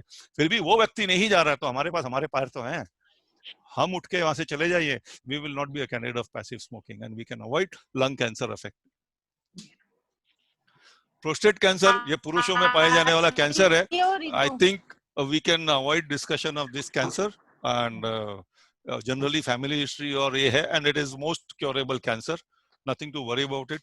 कुछ सिम्टम्स हैं जो यूरिन से हेजिटेंसी और अर्जेंसी टू पास यूरिन और इंटरमिटेंट यूरिनरी स्ट्रीम होती है। यूरिन का पास करने का स्ट्रीम स्लो हो जाता है, और खून का आना सेमाइनल फ्लूइड में, या फिर लोअर लिम्स में स्वेलिंग होना, एब्डोमिनल पेन होना, ये एक प्रोस्टेट कैंसर की संभावना बढ़ा देता है। हमारे सभी कैंप में या किसी भी कैंसर स्क्रीनिंग कैंप में प्रोस्टेट कैंसर की screening is very simple. Digital पर रेक्टल एग्जामिनेशन से या सेरम पीएसए लेवल्स की टेस्टिंग से वो प्रोस्टेट का लेवल्स चेक कर लेते हैं, and doctors can feel bye inserting a finger in the rectum size of the prostate, which is nothing but like, you know, एक अखरोट के समान रहता है, and they can make out whether it is extra grown, overgrown or not, and with that it is treatable by the way of surgery. It is very easy, nothing to worry about. Other cancers are like bone, blood, but these are not screen detectable, not easily screen detectable cancers, so we will not talk about it. And let's focus. I think I'm done with almost every part of the cancer. Modalities are, yes, surgery, chemotherapy, radiotherapy, immunotherapy, hormone therapy. I had mentioned earlier, hormone treatment, hormone pills आप लेते हैं जो treatment के समान treatment के लिए लिया जाता है, लेकिन डॉक्टर की एडवाइस पर लेंगे तो आपके लिए बेनिफिशियल होगा, otherwise it may become dangerous also for you. Of course, bone marrow transplantation is there, which is a treatment for your blood cancer or lymphoma. So doctors decide karte hain either one or a combination of it. Generally, it is combination of each cancers, each treatments for the cancers. So I am done. The question remains, are all these cancers preventable or detectable on screening? Answer is no. Each cancer has many risk factors. But again, the question comes, is cancer infectious? So I would say it is no. Cancer is neither infectious nor contagious. That is why it is people like us who are able to go to these people like Mahendra Bhai, who go to the people and meet them. कि भाई ये कुछ problem नहीं है, मैं जाऊंगा, उसको emotional support तो दे सकता हूँ, फाइनेंशियल इकोनॉमिकल सपोर्ट नहीं देता हूँ तो इमोशनल सपोर्ट तो दे सकता हूँ, उसकी हिम्मत तो बढ़ा सकता हूँ, और वो करके उसको कैंसर जीतने में सहायक बनते हैं. So I am almost done with this part of my presentation, and thank you very much. As I said, I always say that this is just a beginning to spread awareness about the cancer, because we have not reached to the millions of population today. We are reaching in 50s, 100s. What we need to stop installing cancers. Can we make an effort? Yes, together we can. We shall. We can be a medium in making a difference in life of the people. One day, cancer will be just a zodiac sign. Thank you very much. Thank you, Mamta ji. या बहुत सुंदर, बहुत अच्छा आपने बताया और बहुत ही detail में सारी चीजों की जानकारी आपने दी. मैं समझती हूँ कि शायद ही किसी के मन में कुछ क्वेश्चन बचे होंगे, लेकिन यदि बचे होंगे तो आप चैट बॉक्स में डालिए. अगर समय रहा तो हम जरूर एक आध लेंगे, लेकिन उससे पहले मैं भावना बहन से रिक्वेस्ट करूंगी. I will stop sharing the screen. कि भावना बहन जल्दी से आप बताइए कि आपकी जो कस्तूरी फाउंडेशन की भावी योजना, जो आगे की प्लानिंग है, वो क्या है, इस बारे में थोड़ा फटाफट से बताइए. हमारे पास 5 मिनट ही समय बाकी रहा है, तो प्लीज आप जरूर से बताइए. भविष्य में हम लोग अभी तक जो भी एक्टिविटीज कर रहे हैं, बहुत सारी एक्टिविटीज एक्चुअली कर रहे हैं, 12 से 13 प्रोजेक्ट हमारे एक्टिव है. उसमें ही ज्यादा से ज्यादा हम लोग आगे बढ़ने की कोशिश करेंगे. और अभी पेंडेमिक की वजह से थोड़ी एक्टिविटीज नहीं चल रहे हैं, पर जो मॉनेटरीली जो हम लोग सहाय कर सकते हैं वो सब एक्टिविटीज अभी चालू है. और जैसे ही प्रमोद जी ने बताया, just one day cancer will be a zodiac sign, वो मोटो हम लोग सच करने की कोशिश करने वाले हैं. बहुत अच्छा, बहुत बढ़िया. आप इसी तरह निरंतर आगे बढ़ते जाएं, अच्छे कार्यों में आपको सफलता मिलती जाए, कभी कोई बाधा ना आए, और बहुत से सहायता के हाथ अपने आप तक पहुंचे, आगे बढ़ते जाएं. मैं स्मिता से अनुरोध करूंगी कि किस तरह से आप ये जो सहायता के हाथ है, इनसे अनुरोध करेंगे कि भाई हमारे एनजीओ से जुड़िए और हमारी एनजीओ की हेल्प करिए, ताकि हम ज्यादा से ज्यादा लोगों तक पहुंच सकें. ठीक. थैंक यू ममता जी. अत्यंत मुझे खुशी है कि आज आपने ये सेशन, बहुत महत्वपूर्ण सेशन लिया है हमारे फाउंडेशन का. और उसमें आप जानते हो, जैसे कैंसर अवेयरनेस बहुत ही महत्वपूर्ण है. तो हम लोग क्या करते हैं, अगर अर्ली डिटेक्शन हुआ तो ही कैंसर क्योर कर सकते हैं. तो उसके लिए हम लोग अलग अलग जगहों पर, कॉर्पोरेट्स है, सोसाइटी है, संस्थाएं है, महिला मंडल है, स्कूल्स, कॉलेजेस है, वहां पे ये सब हम लोग लेक्चर्स और प्रेजेंटेशंस देते रहते हैं. हर 2 महीने हम लोग अर्ली कैंसर डिटेक्शन कैंप्स रखते हैं, जिससे सारी महिलाएं और मेन का स्क्रीनिंग होता है. और वहां पे भी हम लोग ये प्रेजेंटेशंस रखते हैं, जहाँ पे उनको जानकारी मिल सके. और उसके बाद हम लोग, जो जैसे बताया आपको, October is the international month of cancer awareness for breast. तो हमारी पूरी टीम, सभी लेडीज टीम, वो पिंक रिबन लेके हम लोग निकलते हैं सारी इंस्टीट्यूशंस. आपको पता है अक्टूबर नवंबर में एग्जीबिशंस बहुत सारे होते हैं, तो परमिशन लेके अपने जीवों में भी कई बार ये लोग आए हैं. तो जितने लोग आए हैं, मतलब विजिट करने को, सबको पिंक रिबन पहनाया है.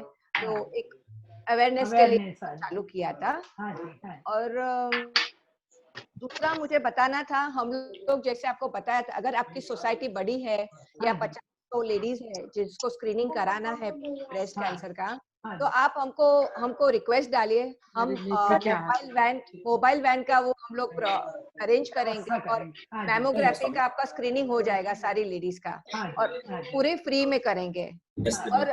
और बस दूसरा मुझे खाली एक थैंक यू बोलना था आप सभी को, ममता जी स्पेशली आपको, आप जीतो भाईखला चैप्टर के प्रेसिडेंट हो, आप जीवो साउथ मुंबई के प्रेसिडेंट हो, राकेश जी संघवी जी प्रेसिडेंट ऑफ जीतो भाईखला चैप्टर, हमारे दीपिका बेन जी सेंट्रल चैप्टर के प्रेसिडेंट, और महेंद्र जी जो आज इतना समय निकाल के पधारे हुए हैं, और सारी महिलाएं जिन्होंने उत्सुकता से ये अटेंड किया है।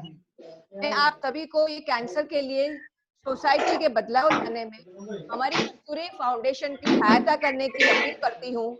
कोई भी टाइप की अमाउंट फंडिंग होगी, बहुत हम लोग स्वीकार करेंगे। आपको एपीजी का सर्टिफिकेट भी मिलेगा अगर आप लोग डोनेट करते हो तो और कहीं भी कैंसर अवेयरनेस का जरूरत है कोई भी संस्था में, आप हमें जरूर याद कीजिए, हम अवश्य आएंगे और आपसे जुड़ जाएंगे।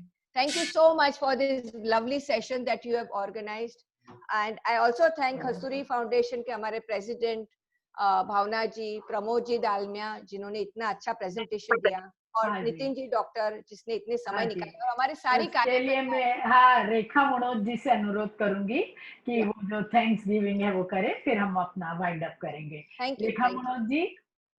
जय जिनेंद्र सबको। हाँ जी, जय जिनेंद्र। हाँ जी, अपने आप को स्पॉटलाइट में डालिए। नीता जी, भावना जी और कस्तूरी फाउंडेशन का बहुत बहुत धन्यवाद, जिन्होंने अपना समय निकालकर हमारे यहाँ आकर सबको कैंसर के अवेयरनेस के बारे में बताया, और महेंद्र जी का स्पेशली थैंक यू, जिन्होंने हमारे लिए इतना टाइम निकाला और हमारे बीच में आए और सबको कैंसर के बारे में बताया, जो आज की तारीख में सबसे ज्यादा जरूरी था।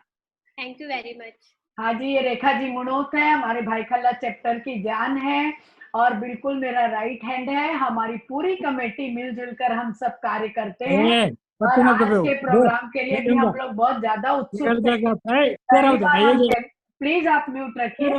पहली बार हम कैंसर करने जा रहे थे तो हमारे मन में भी बहुत उत्सुकता थी। हमारे साथ रिंकू संघवी है, हमारी प्रियंका कोठारी है, और बहुत सारे हमारे पूरे कमेटी के मेंबर मुझे दिख रहे हैं। और विशेष रूप से मैं प्रमोद डालमिया जी का आपका बहुत बहुत धन्यवाद करूंगी। आपने इतने डिटेल से और इतनी सूक्ष्मता से बताया कि मैं सोचती हूँ किसी के मन में शायद ही कोई क्वेश्चन बचा होगा कि हमें वो पूछना चाहिए। तो ये आपने बहुत अच्छा किया और बहुत ज्यादा इससे लोग लाभान्वित होंगे। और क्योंकि ये वीडियो जैसा बनेगा तो हो सकता है कि जो आज नहीं भी देख पाए हैं, हम उन तक ये वीडियो पहुंचाने की कोशिश करेंगे। और आपका और कस्तूरी फाउंडेशन का, पूरी कस्तूरी फाउंडेशन का, भावना बहन का, स्मिता का और दोनों डॉक्टर साहब का बहुत बहुत बहुत धन्यवाद। और अब हम जीतो भाईखला लेडीज विंग की तरफ से विदा चाहते हैं। Thank you. हमारी तरफ से कोई त्रुटि रह गई हो तो मिच्छामी दुक्कडम। जी थैंक यू महेंद्र भाई, आप कुछ बोलेंगे तो बोलिए। महेंद्र भाई का बोलना बहुत जरूरी है। नहीं, प्रमोद जी बहुत अच्छा काम कर रहे हैं। हाँ जी। एंड वी रिक्वेस्ट यू के ताराचंद बापा में कुछ बड़ा काम कीजिए हमको लेके साथ में। सर करेंगे, देखिए ना कैसे ऊपर वाले के आदेश होती है। होगा, जरूर होगा। We love to do in surgical part वगैरह। बिल्कुल बिल्कुल, वो समय आता है ना। थैंक यू ममता जी। एक बार क्लिक होएगा तो फिर बड़े जोर शोर से भिड़ जाएंगे सारे लोग। Thank you very much Mamata ji. Thank you very much for inviting us. Thanks for coming. Thanks for attending. Okay.